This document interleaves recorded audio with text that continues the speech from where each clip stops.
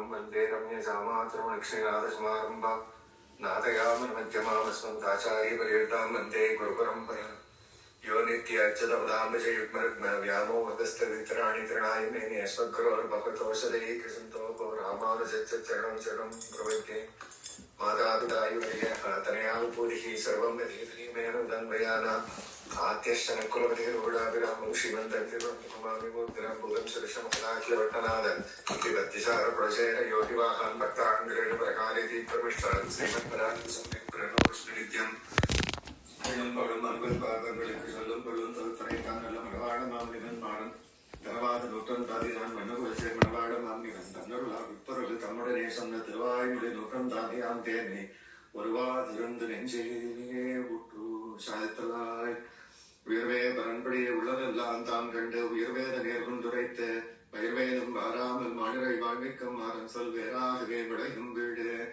உயர்வே பரன்படியே உள்ளதெல்லாம் தாம் கண்டு உயர்வேத நேர்கொண்டுரைத்த பயிர்வேதம் வாராமல் மாநிலை வாழ்விக்கும் மாறன் சொல் வேறாகவே விளையும் வீடு வீடு செய்த மட்டவையும் மிக்கமகிழ்நாரன் தான் நாடு நலத்தால் அடைய நன்குரைக்கும் நெடுவகள் வன்குது போர் மாறன் இந்த மாநிலத்தோர் தாம் வாழ பண்புடனே பாடியுள் பத்துடையரு கருவன் என்றும் பரண பிறப்பாள் முக்திதரும் மாநிலத்தில் மூடவன் பால் பக்தி செய்யும் வென்றுரைத்த மாறன் தன் சொல்லாம் போம் நடுக சென்ற பிறப்பாமன் சிறை அஞ்சரிய பொருட்கள் தம்மை ஆளியானுக்கு நீர் எஞ்சையிலை சொல்லும் என கண்டு நெஞ்சில் அடங்கிதும் மாறனிங்கே நாயகனை தேடி மடங்கிதும் பக்தி விடல் வளமைக்கமால் பெருமை மண்ணுடன் தன்மை உடமுற்றாங்கு உடுர்வோர்ந்து தளர்வொட்டு நீங்கினை மாறனை மால் நீடுல சீலத்தால் பாங்குடனே சேர்ந்தான் பறிந்து பறிவதில் ஈசனை படி பண்புடனை பேசி அரிய நலன் ஆராதனை கண்டு உரிமையுடன் போதியருள் மாறும் உரிவித்தான் உலகில் பேதையர்கள் தங்கள் பெறப்பட்டு நில் விசம்பில் பேரன்பமைக்கும் திறமணிக்கும் சீலத்திரமாள் அரவணியன் பரப்பற்றும் அவருக்கும் பகவானின் பாதமே உட்டதுணை என்றுள்ளமே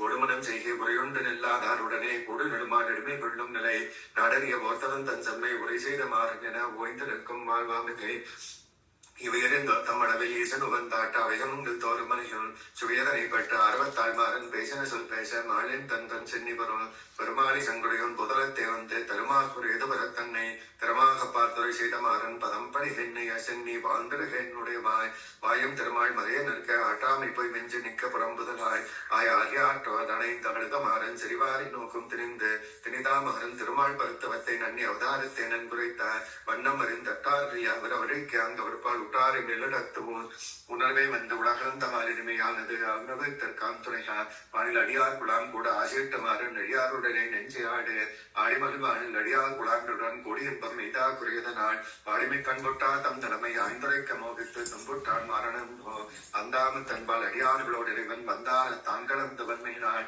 சந்தாமன் தீர்ந்த செலகோபன் திருவடிக்கை நெஞ்சமே வாய்ந்த அன்பே நாள்தோறும் வைகுந்தன் வந்து கலந்ததற்பெண் வாழ்மாறன் செய்கின்ற நைச்சியத்தை சிந்தித்த நைகண்ட தன்மைதனை கண்டு உன்னை தான் விடையன் குறைக்க வன்மைகளை தான் கேசவனால் அமர்ந்தவர்கள் கீழ்மையில் பிறப்பும் திசைந்தார் என்று சிறந்தரை உரைத்தார் மீசவர்கள் மாறன் மரடியே மண்ணிற்கெல்லாம் மிகை ஆரனின் நெஞ்சேனை அறைந்தவர்கள் தம்முடனே ஆயன் அருள் காலாம் குழந்தனிலே கொண்டுலகை காட்டார் இணங்கி மிக்க மாசல் உபதேசம் செய் மாறன் மலடியே வீசுபுகள் எம்மா வீடும் தன்னடியே உள்தான் நிலையே அம்மாவைத்துரைத்தார் நம்முடைய வாழ்மதலாம் மகரன் மலர்த்தாலினை சூடி கழுமியிட்ட நெஞ்சேகளை இடைசோர் கீழுரைத்த பேருகளை கவலரை மால் சோலைமலைக்க கலர்வே நெஞ்சே வைத்து சேருமென்னும் நிடுபுகள் மாறன் தான் முன்செல்லுவோம் எம்முடியே முடியார் திருமலைக்கு மூன்று கண்ட மாறன் அடிவாரம் தன்னில் அழகர் வடிவழகை பட்டி முடியும் அடியும் படிகிறனும் முட்டம் அனுதித்தான் முன்னம் அழகர்களின் முழுதும் குறுகியற்கோன் இன்னும் அளவன் எனக்கு அதிராய் சென்னார் கர்ணக்குறையின் கலக்கத்தை கண்ணன் உருப்படுத்தான் விழித்து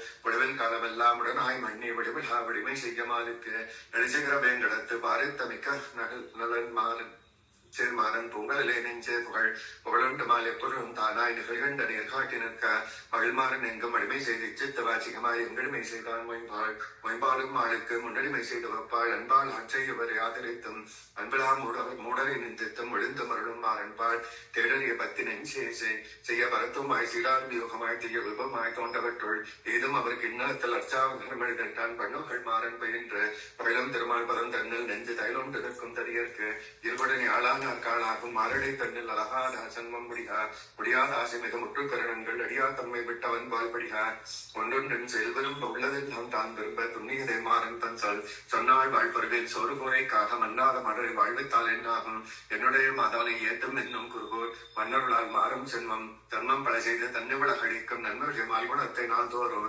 இம்மையை ஏத்தம் இன்பம் பெற்றேன் என்னும் மாறணிய உலகின் நாத்திரம் பெய்யத்தும் ஒரு நாள் மாய் உலகிற்கு வானோர் இருநாட்டில் ஏறு வைக்கும் இன்பம் திறமாக மண்ணுயிர் போகம் தீது மாலினியை நிதாம் பண்ணி மை மாறன் முறைப்பாள் ஒரு நாய் உலகிற்கு வானோர் உள்நாட்டில் ஏறி வைக்கும் என்பம் திறமாக மண்ணுயிர் போகம் தீது மாரடுமையை இனிதாம் பண்ணிதாம் மாறன் மறைப்பாள் பலரை போல் சிகிச்சை பரநலவில் அக்கியால் காலத்தால் தேசத்தால் கைகளின்றார் சால் எளிதான போகத்தால் ஆசியுட்டு நைந்தான் குருகூருள் வந்ததித்தகோ கோவாகீசன் குறையெல்லாம் திறவே ஒவ்வாத காலத்துவாதி தன்னை மேவிகளை தடைய காட்டி கலந்த மாறன் வாழ்த்துதால் வாழ்த்துகின்றமல் மண்ணுலகின் முன் கலந்து மால்பெருகியால் மான் பெற்ற பெண்ணிலமிகாய் காதல் பித்தேறி எண்ணிடல் முன் போழி முதலான பொருளை அவனாய் நினைத்து மேல்விழுந்தான் தையல்கள் தன் வீடு வீட்டிற்கும் வெண்ணல் மிக்கமயம் தன்னை ஆட்டங்கான் தன்பெருமிகானதெல்லாம் தோட்டவந்து நின்று கலக்க தோட்டை தன்குறைத்த வீறு உரைத்தான் சென்று இந்த மாறன் தீர்ந்து தீர்ப்பாரில்லாத மயல் தீர கலந்தமால் ஒரு பதுவும் என்று உடன் பிரிக நீர் கழிவடைந்து விட்டாரும் மரக்கலங்கி பெருகட்டு அறிவு பெற்றான் மாறன் சீலம் தீர்ப்பாரில்லாத மயல் தீர கலந்தமால் ஒரு பாதம் என்று உடன் பிரிக நீர் கழிவடைந்து விட்டாரும் மரக்கலங்கி பெருகட்டு அறிவு பெற்றான் மாறன் சீலம் சிலமைக்கு கண்ணன் திருநாமத்தால் உணர்ந்து மேலவன் தன் மேனி கண்டு வேவதற்கு சாலவரின் திரவம் பாடி மாறாமல் கூப்பிட்டு இருந்தவனே தென்குர் கூறியது ஏறுதொழில் ஈசன் வகுப்புக்கு வேறுபடியால் என்னுடமை மிக்க உயர் தேருங்கால் எந்தனக்கும் வேண்டா என்னும் மாறந்தாலே நெஞ்சை நந்தமக்கு பேராக நின்று நன்னாது மகடி நலனத்தை வெல்வடையால் என்னாக தொழிலும் வந்த உயிர்கள் என்னனிமை கண்டு இறங்க மாட்டாமல் கண்களும் மாறனர்கள் உண்டு நமக்கு குற்றதுணை ஒன்று ஒன்றுமலை தேவ உலகம் படைத்தவர் ரெண்டன் ஆறுமகியவே நன்றாக முதலித்து பேசிகள் மைமகிலும் தாழ்த்தளவே காதலிக்கும் என்னுடைய கை ஒன்றுமலை தேவ உலகம் படைத்தமால் ரெண்டியன் ஆறுமறியவே நன்றாக முதலித்து பேசிகள் மைமகிலும் தாழ்த்தளவே காதலிக்கும் என்னுடைய கையாரும் சக்கரத்தோன் காதலின்றியே இருக்க பொய்யாக பேசும் புறநிறைக்கு மெய்யான பேட்டை உபகரித்த பேரொழில் தன்மையை பேட்டினே மாறன் பொழிந்து ஒலியம்பொலி கண்டு பொம்மகள் கொண்டொன்றன் மனிதனை கண்டு வந்து வாழ்த்தி உலகில் திருந்தாத தம்மை திருந்திய மாறஞ்சல் மருந்தாக போகும் மனமாச பொலிகபொலிகம் என்று பொம்மகிமன் தொன்றன் மனிதனை கண்டு வந்து வாழ்த்தி உலகில் திருந்தாத தம்மை திருந்திய மாறஞ்சல் மருந்தாக போகும் மனமாச வாசது சோதி கண்ணன் வந்து கலவாமியால் ஆசிரிந்த படிக்கஞ்சாமல் ஏசரவே மண்ணில் மடலூர மாறன் ஒருமித்தான் உள்ளடங்க தான் பிறந்தவோ உறநினைத்த மடலோடமும் ஒன்னாதபடி குரலில் சேர்க்கங்களுடன் கூடி நின்று பேராமல் தேதி செய்ய மாறன் திருவள்ளத்தை சென்றதை ரோவாதும் எங்கனே நிர்மறிவது என்னை நீ நம்பியனது இங்கனே தோன்றுகிறதன் கண் முன்னே அங்கன் ஒருவரைப்பாடா உரைத்தமிழ் பாரன் கருதும் அவருக்கு இன்பக்கடல் எங்கனே நீ முறிவது என்னை இனி நம்பி அழகு இங்கனே தோன்றுகின்றதன் முன்னே அங்கன் ஒருவரைப்பாடா உரைத்தமிழ் மாறன் கருதும் அவருக்கு இன்பக்கடல் பழனியாத்தன் இசை முன் காணாமல் நொந்து உடனாக நிக்கரித்தல் உற்றோ திறமாக வாய்ந்த அவனை தான் பேசும் மாறன் உரையதனை ஆய்ந்துரைப்பார் ஆட்சிக்க நூற்றார் நோட்டனோன் பாதிகளே உன்னை தன்னை விட்டு ஆட்டுகின்றேன் பேற்றுக்கு வாயும் என் தன் பேருளே சாட்டுகின்றேன் இங்கென்னில்லை என்னும் எதிர்மாறன் சொல் வல்லார் அங்கு அமரர் காராபமுது நோட்டனோன் பாதிகளே உன்னை தன்னை விட்டு ஆட்டுகின்றேன் பேற்றுக்கு வாயும் தன் பேருளே சாட்டுகின்றேன் இங்கு என்னென்ன என்னும் எல்மாறன் சொல் வல்லாரங்க அவரர் காராவமுதோ ஆறாவதால்வர் ஆதரித்த பேர்களை தராமியால் தளர்ந்து மிக தாராது தீராத ஆசையுடன் தாட்டாமை பேசலவன் தான் மாசல் சீர்மாரணம் ஆறாவும் தாழ்வார் ஆதரித்த பேர்களை தாராமிகள் தளர்ந்து மிக தீராத ஆசையுடன் ஆட்டாமை பேசலவன் தான் மாசல் சீர்மாரணம் பாடலத்தால் மாறன் திருவள்ள வாழ் புகப்போய் தானிலைத்து விழுந்த ஒவ்வொரு தன்னர்கள் மேல்நலங்கி துன்புற்று சொன்ன சுலபகற்பார் தங்களுக்கு பெண்கற்க வேண்டா பிறந்த உலகம் காத்தலிக்கும் பேரோடு கண்ணாவும் தன் சிறந்த படத்தால் உருகும் சீரந்திரம் தவிர்த்து சிறந்தவருக்கும் நிலை செய்மா சீர்மாறன் வாய்ந்தவரத்தே மனமே வைகள் திருவன் வண்டூருக்கு வைகம் ராமனுக்கு எத்தன் செய்கதனை உள்ளனங்கால் செப்புமன கைகளிருந்த காதலுடன் தூதுவிடும் காரிமாறன் கிளலே மேதன் நீர்வனங்குமல் மின்னறையார் சேர்க்கண்ணன் மெத்தனவே வந்தான் என்று தன்னிலை போய் பெண்மல் எடுத்தான் தன்னே உடனே கூட நின்றோடும் குறுகியர் கொண்டான் தலவே நாதோறும் நெஞ்சமே நல்கு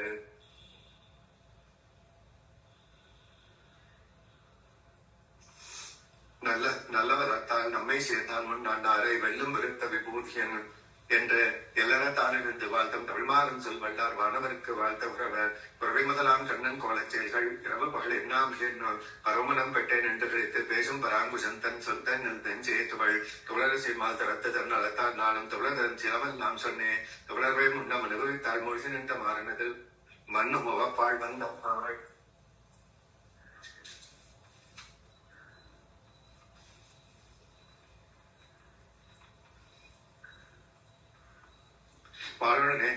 தாழ்ந்து வாழ பெறாமிகான் சால நைந்து தன்னுடமை தானடிய கோழி தானேகள வேண்டாமல் தன்னை விடையில் சொல்மாறன் உறகுமை நெஞ்சே உண்ணும் சோராதி ஒரு மூன்றும் எம்பெருமான் கண்ணன் என்றேன் இருமணிக கண்ணினைகள் மண்ணுலகில் மண்ணு திருக்கோள் இருமாயன் பால் பொம்மாறன் பொன்னடிய நந்தமக்கு பொன் பொண்ணுக்கு பூமியெல்லாம் பிள்ளைநந்தியல்கே வழங்கி என்னடகை மாலைக்கு எம்புமன மண்ணு திருநாடு முதல் தூது நல்கி விடுமாறணிய நெடுலகில் பொய்வனங்கும் நீராய் கேட்டவர்கள் நெஞ்சலிய மாளுக்கு ஏறாக செம்பம் பெரும்பரிதா ஆறாத கதவன் கூப்பிட்ட காரிமாறும் சொல்லி போதிரவே வீயும் உலகியமான நண்ட உயர்வேங்கடத்தில் அம்மலை முன்னிட்டவன் தன்மலடியே வஞ்சலராய் சேர்ந்த மகிமாறும் தலையிடையே வஞ்சலனாய் நெஞ்சமே உலகியமான நண்ட உயர்வேங்கடத்தில் அம்மலை முன்னிட்டவன் தன்மலடியே வஞ்சலனாய் சேர்ந்த மகிமாறும் தலையிடையே வஞ்சலனாய் நெஞ்சமே உடலாம இவரோடு நிறுத்தி உலகில் எல்லாம் ஆயன் என்ன நிலை எண்ணுகின்றார் நெண்டினை தோலமிட்ட இன்புகள் சேர்மாறன் தன் குண்டுவிடுமே பவக்கங்குள் கங்குள் பகலதி கைவெஞ்சி மோகமுற அங்கதனை கண்டோர கங்கரை பார்த்து இங்கு விழ்பால் நீர் என்ன செய்கின்றது என்று நெறிமாறன் அஞ்சொல் பெருஞ்சே வெள்ளையா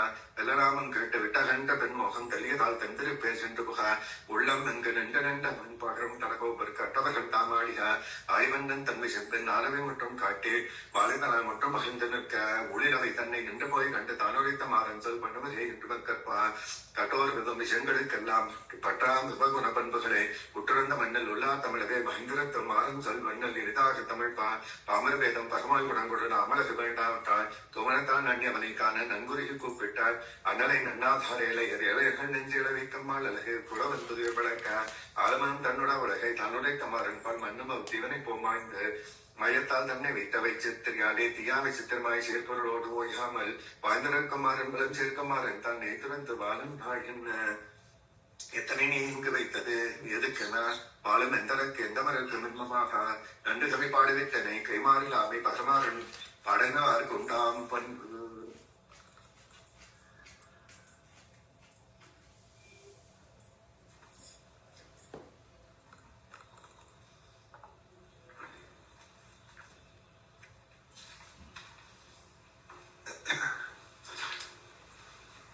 கூடத்தால் திருநட்சத்திரத்தை கொண்டாடுறோம், பாசனம் எல்லாம் சேவிச்சு சாத்தமரை பண்றோம். அதான் அவருக்கு பிடிக்குமா அப்படின்னா இல்ல, அதே காரணம் வச்சு நம்ம இதை தெரிஞ்சுட்டோம்னா தான் ரொம்ப சந்தோஷப்படுவார்.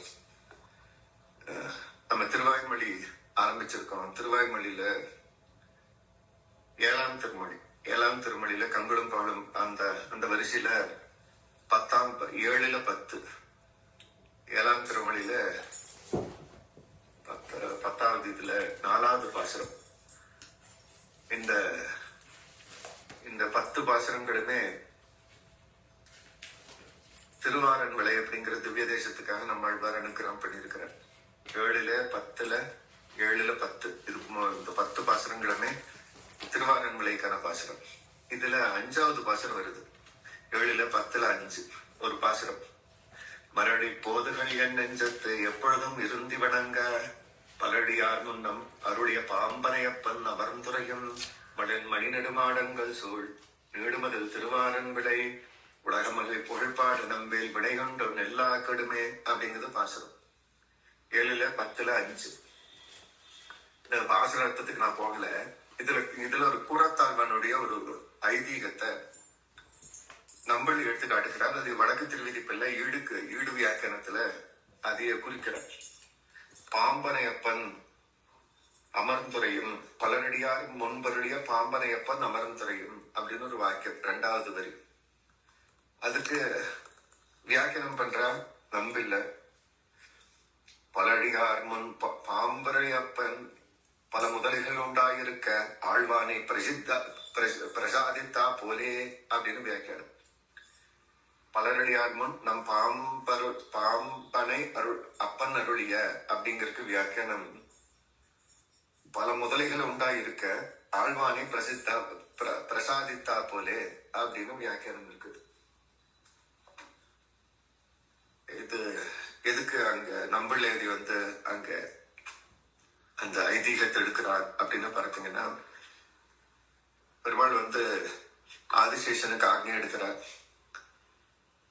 நீ போய் 200 வருஷங்கள் பூலோகத்துல அவதாரம் பண்ணு, ஜனங்களை எல்லாம் திருத்தி எது ஸ்வரூபம் எது ஈஸ்வரன்னு காட்டி அவளை எல்லாம் வைகுண்டத்துக்கு சேர்த்து வைத்துட்டு உன்னுடைய பொறுப்பு அப்படின்னு உடையவரை அவதாரம் பண்ண வைக்கிறார் பெருமாள். அதனால ஆதிசேஷன் உடையவராக வந்து அவதாரம் பண்ணுகிறார். ஆதியிலே அரவராசை அரைத்தரங்கர் அவனிலே 200 ஆண்டு இருநீர் என்ன இப்ப 200 வருஷங்கள் போய் அவதாரம் பண்ணி எல்லாத்தையும் திருத்தி கூட்டிட்டு வா அப்படின்னு பெருமாள் அனுப்புறார். அதனால ஆதிசேஷன் ராமானுஜராக அவதாரம் பண்ணுகிறார். அவர் இங்க சம்பிரதாயத்தை ஸ்தாபிச்சு சன்னதிகள் எல்லாம் சீர்படுத்தி அப்படி வாழ்ந்து தரும் போது சுவாமிக்கு 120 வயசு ஆயிடுத்து. 120 திருநட்சத்திரம் ஆயிடுத்து. பெருமாள் அவருக்கு விதிச்சது 200 வருஷம். ஆனா 120 வருஷத்துல அவரால் இந்த பூலோகத்தில் இருக்க முடியல. இந்த பூலோகம் என்ன இவ்வளவு கஷ்டமா இருக்கு பெருமாளை விட்டு, நம்ம எப்படி இன்னும் 80 வருஷ காலம் இங்க இருக்கிறது அப்படின்னு துறை வந்துருத்து பகவானுக்கு, உடையவருக்கு. அதனால உடையவர் போய் ரங்கநாதன் கிட்ட விண்ணப்பிக்கிறார். ஸ்ரீரங்கத்தில் ரங்கநாதன் கிட்ட பெருமாள். அப்ப யாரும் இல்லை. இதுதான் இந்த கைதீகம். போகும்போது ஏகாந்தமா உடையவர் மாத்திரம் இருக்காரு, பெருமாள் இருக்கிறார். உடையவர் ஏகாந்தமா பெருமாள் கிட்ட விண்ணப்பிக்கிறார். சுவாமி, என்னால இருக்க முடியல. 200 வருஷங்கள் நீங்க போய் லோகத்தை திருத்த சொன்னீங்க. 120 வருஷம் தான் ஆச்சு. ஆனால் இந்த சம்சாரம் எனக்கு இஷ்டம் இல்லை. அதனால என்னை ஸ்ரீவைகுண்டத்துக்கு சேர்த்துக்கணும் அப்படின்னு பெருமாள் உடையவர் 120வது வருஷத்துல நம்பெருமாள் கிட்ட விண்ணப்பிக்கிறார். அப்ப பரபக்தி, பரமபக்தி, பரஜானம் எல்லாம் வந்துருச்சு உடையவருக்கு. அதனால பெருமாளும் ஒன்றும் பண்ண முடியாது. பெருமாள் ஆக்னியா இருந்தாங்க கூட ஒருத்தருக்கு துறை வந்துருது அப்படின்னா அப்புறம் பெருமாளையும் கூட வைக்க முடியாது. அதனால பெருமாளையும் என்ன பண்றதுன்னு தெரியல. அதனால உடையவருக்கு வந்து சரி துறை வந்துருது, வைகுண்டத்துக்கு வர வேண்டியதுதான். இன்னில இருந்து 7வது நாள் உனக்கு மோட்சம் அப்படின்னு உடையவருக்கு கொடுத்துட்டார். ஆனா இது வந்து யாருக்கும் தெரியாது. இப்ப ஆச்சாரிய புருஷால் அங்கெல்லாம் இருந்தா ஆனா யாருக்குமே தெரியாது. குரத்தாழ்வான் முதல் கொண்டு யாருக்குமே இந்த விஷயம் தெரியாது. இது ஏகாந்தமா பெருமாளுக்கு உடையவருக்கு மாத்திரமே நடந்தது. அப்போ உடையவர் வந்து வெளியில வந்துட்டார். சன்னதில இருந்து வெளியில வந்துட்டார். இன்னில இருந்து 7வது நாள் மோட்சம் அப்படிங்கறத அவர் தெரிஞ்சிருது. அப்ப நம்ம வைகுண்டத்துக்கு போறோம். போறப்போ எல்லாத்துக்கும் சிரமோபாயம், எல்லாத்துக்கும் நல்லது போனோமே. நம்ம கூட இப்ப டூர் பண்ணோம்னா வீட்டுல இருக்க வழக்குல சொல்லி தரப்போறோம். கேஸ் ஆக்கி வீடு சாக்கி. அப்போ மகாபுருஷர் இந்த லோகத்தை விட்டு கிளம்புறாரு அப்படின்னா அப்படி இருக்கிற வழக்கெல்லாம் உபதேசம் பண்ணணுமே. அதனால எல்லா சிஷ்யர்கள் எல்லாம் கூப்பிடுறேன். இந்த பூல் மண்டலம் முழுசு இருந்த உடையவருடைய சிஷ்யர்கள் எல்லாம் திரள்றா ஸ்ரீரங்கத்துல. பறக்க உபதேசம் பண்ணுகிறார் உடையவர். சரமோபதேசம், கடைசி உபதேசம் உடையவர். பல காலம் ராத்திரி பகலா பண்ணிட்டு இருக்கா. 2 நாள் பூர்த்தி ஆயிடுது. பெருமாள் 7 நாள் டைம் கொடுத்தாரு. இப்ப 2 நாள் பூர்த்தி ஆயிடுது. இந்த உடையவருடைய இந்த விஷயங்கள் எல்லாம் பார்த்தா கூறத்தாழ்வனுக்கு சந்தேகம் ஏதோ நடக்குது இங்க. ஏன்னா எப்பவும் உபதேசம் பண்ணுவார் சுவாமி. ஆனா அப்பகலா இப்படி உபதேசம் பண்ணுவாரா? எல்லாம் சரமோபாயம் மாதிரி இருக்குது அப்படின்னு கூறத்தாழ்வனுக்கு சந்தேகம் வந்துடுது. ஒரு நாள் ஏகாந்தமா உடையவர் சன்னதியில இருந்து வெளியில வரப்போ கூறத்தாழ்வன் உடையவரை பார்த்து கேட்கிறார், சுவாமி வந்து வைகுண்டத்துக்கு அல்றதா என்னம்மா? ஆக்னி அழுத்தா பெருமாள் வந்து கூப்பிட்டுட்டாரா? நீ போக போறீங்களா அப்படின்னு. அப்ப உடையவர் ஒன்றும் சொல்ல முடியாது. ஆமா, இந்த மாதிரி வந்து பெருமாள் வந்து 2 நாளைக்கு முன்னாடி எனக்கு வைகுண்ட பிராப்தி கொடுத்துட்டா இன்னும் 5 நாள் தான் இருப்பேன். 5 நாள்ல நான் கிளம்ப போறேன் அப்படின்னு சொல்லிட்டார் உடையவர் கூறத்தாழ்வானிட்டு. கூறத்தாழ்வான் உடையவருடைய அத்தந்த சிஷ்யர். மத்தவெல்லாம் இருந்தா என்ன பண்ணுவா? உளுந்து அருண்டு புரண்டு, ஐயோ உடையவரே நீங்க போறீங்களா? கூறத்தாழ்வான் அதெல்லாம் பண்ணல. சரி சந்தோஷம் அப்படின்னு சொல்லிட்டு இப்ப நேரம் இவர் போறார். யார்கிட்ட? நம்பெருமாள் கிட்ட போறார். பெரிய பெருமாள் எப்படி படுத்திருக்காரு அப்படின்னா பெரிய பாம்பனை மேல படுத்திருக்காரு. பாம்பனை அப்பன் பெரிய பாம்பனையில படுத்துட்டு இருக்காரு. அப்போ அங்க பல முதலிகள்லாம் இருக்கிற முதலியாண்டான் எம்பார் அப்படி பல சிஷ்யருக்கு பராசரப்பட்டார் எல்லாரும் இருக்கா. அப்ப எல்லாரும் உடையவருக்கு இந்த விஷயம் நடந்தது ஏகாந்தமா. ஆனா குரத்தாழ்வான் போகும்போது எல்லாரும் இருக்கிறார். அப்போ பெருமாள் கிட்ட போய் குரத்தாழ்வான் விண்ணப்பிக்கிறார். சுவாமி எனக்கு ஒரு விஞ்ஞாபனம் ஒன்று. பாத்தீங்களா, அர்ச்சாவதாரம் பேச உடனே நம்பெருமாள் கேட்கிற குரத்தாழ்வானே என்ன வேணும்? இந்த மாதிரி நீங்க வந்து வரம் கொடுத்ததா தெரியுது உடையவருக்கு. அவர் வந்து இங்க 5 நாள்ல கிளம்பி போக போறாரு. அவருக்கு முன்னாடி நான் கிளம்பி போயிடணும் 2 நாளைக்கு முன்னாடி. ஏன் அப்படின்னா ஒரு சிஷ்யனுடைய கடமை என்ன அப்படின்னா ஆச்சாரியன் எங்க போனாலும் அவர் வரவேற்கிறதுக்கு அங்க பூர்ண கும்பத்தோட இருக்கணும். இப்ப உடையவர் இங்க இருந்து கிளம்பி போறாரு அப்படின்னா வைகுண்டத்துக்கு போக போறாரு. அப்ப சிஷ்யனான இவருக்கு முன்னாடி வைகுண்டத்துல போய் பூர்ண கும்பத்தோட இருந்தாதான் சிஷ்யனுடைய சொரூபம். இப்ப சுவாமி கிளம்பி போய் நான் இங்க அவருக்கு பின்னாடி போனேன்னு சிஷ்ய சொரூபம் இல்லையே. அதனால நீ இங்க எனக்கு அந்த வரத்தை கொடுக்கணும், நானும் இப்போதே கிளம்பணும் அப்படின்னு கேக்குற. உடையவரே இன்னும் 5 நாள் இருக்கு, இவர் இப்போதே கிளம்பணுங்கிற. அப்ப இவருக்கு எத்தனை துறைன்னு பாருங்க. இப்போதே கிளம்பணுங்கிற. உடனே பெருமாள் வந்து அப்படியே ஆகட்டும்னாரு. அதான் பலரடியார் முன்பு அப்படின்னா பல முதலிகள்லாம் இருக்கும்போது பாம்பனையப்பன் நம்ம பெரிய பெருமாள் திருவாய்மாள் வந்து குரத்தாழ்வான நமக்கு வைகுண்டம் கொடுத்தான் அப்படின்னு சொன்னாரு. இந்த ஐதீகத்தை எடுக்கிறது எதுக்கு அப்படின்னா, அந்த பாசனம் என்ன சொல்றது அப்படின்னா, பெருமாள் ஒரு பெரிய அனுகிரகம் பண்ணாரு. எங்க பண்ணணும் அப்படின்னா அங்கங்க பண்ணக்கூடாது. பெரிய அந்த திருவடக்கத்துல அந்த ஆதிசேஷன் பராமண்டலத்து மேல அப்படி இருந்த அனுகிரகம் பண்ணாதான் அந்த பரியங்க விட்டில அது மேல ஏறி போய் நம்ம வைகுண்டத்துக்கு போக முடியும். அப்ப பாம்பரையப்பன் அனுகிரகம்ங்கிறது பெருசு. அது ஏதோ ஏகாந்தமா தனிதா பண்ணிடக்கூடாது. உடையவரை பண்ண மாதிரி, யாருக்குமே தெரியாத மாதிரி. பெருமாள் பண்ற அனுகிரகம் எப்படி இருக்கணும், அப்படி பெரிய மலை பொழிகிறா போல பலரடியார் முன்பு பாம்பனையப்பன் அனுகிரகம் பண்ற மாதிரி இருக்கணுங்கிறத இந்த ஐதீகத்தை அந்த இப்படிதான் அனுகிரகம் பண்ணணுங்கிறத இங்க நம்மள எடுத்து காட்டுகிறார். எப்படி நம்ம கூரத்தாழ்வானுக்கு பெருமாள் அனுகிரகம் பண்ணாரோ எல்லா முதலிகம் இருக்க நீ வைகுண்டத்துக்கு வா, அப்படித்தான் நல்லா இருக்கும். இப்ப நம்ம வைகுண்டத்துக்கு போகணும் அப்படின்னா யாருக்குமே தெரியாம புஷ்பன் போயிட்டு அப்படி இருக்கும்.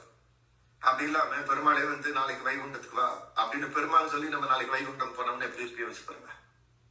அப்ப அது உடையவர்களோட கிடைக்கல, அது ஏகாந்தமா தான் அவர் கிடைச்சது. ஆனா நம்ம கூரத்தாழ்வானுக்கு அது பலரடியார் முன்பு நம் பாம்பனையப்பன் அருளியதாக இருந்தது. அதனால அந்த ஐதீகத்தை எடுத்து நம்மளே இந்த 5வது பாசகத்துல வியாக்கியானத்துல அதை சொல்ற இப்படி பலரடியார் முன்பு பல முதலைகள் முன்பு பாம்பனையப்பனான பெரிய பெருமாள பிரசாதித்தபடி ஆழ்வானுக்கு அப்படின்னு இந்த ஐதீகத்தை எடுக்கிற. இதுல இருந்து பெருமாளுக்கு எத்தனை சந்தோஷம் இருந்திருக்கணும். அப்படி அனுகிரகம்ங்கிறது எல்லாரும் தெரிகிற மாதிரி அனுகிரகம் பண்ணணும்.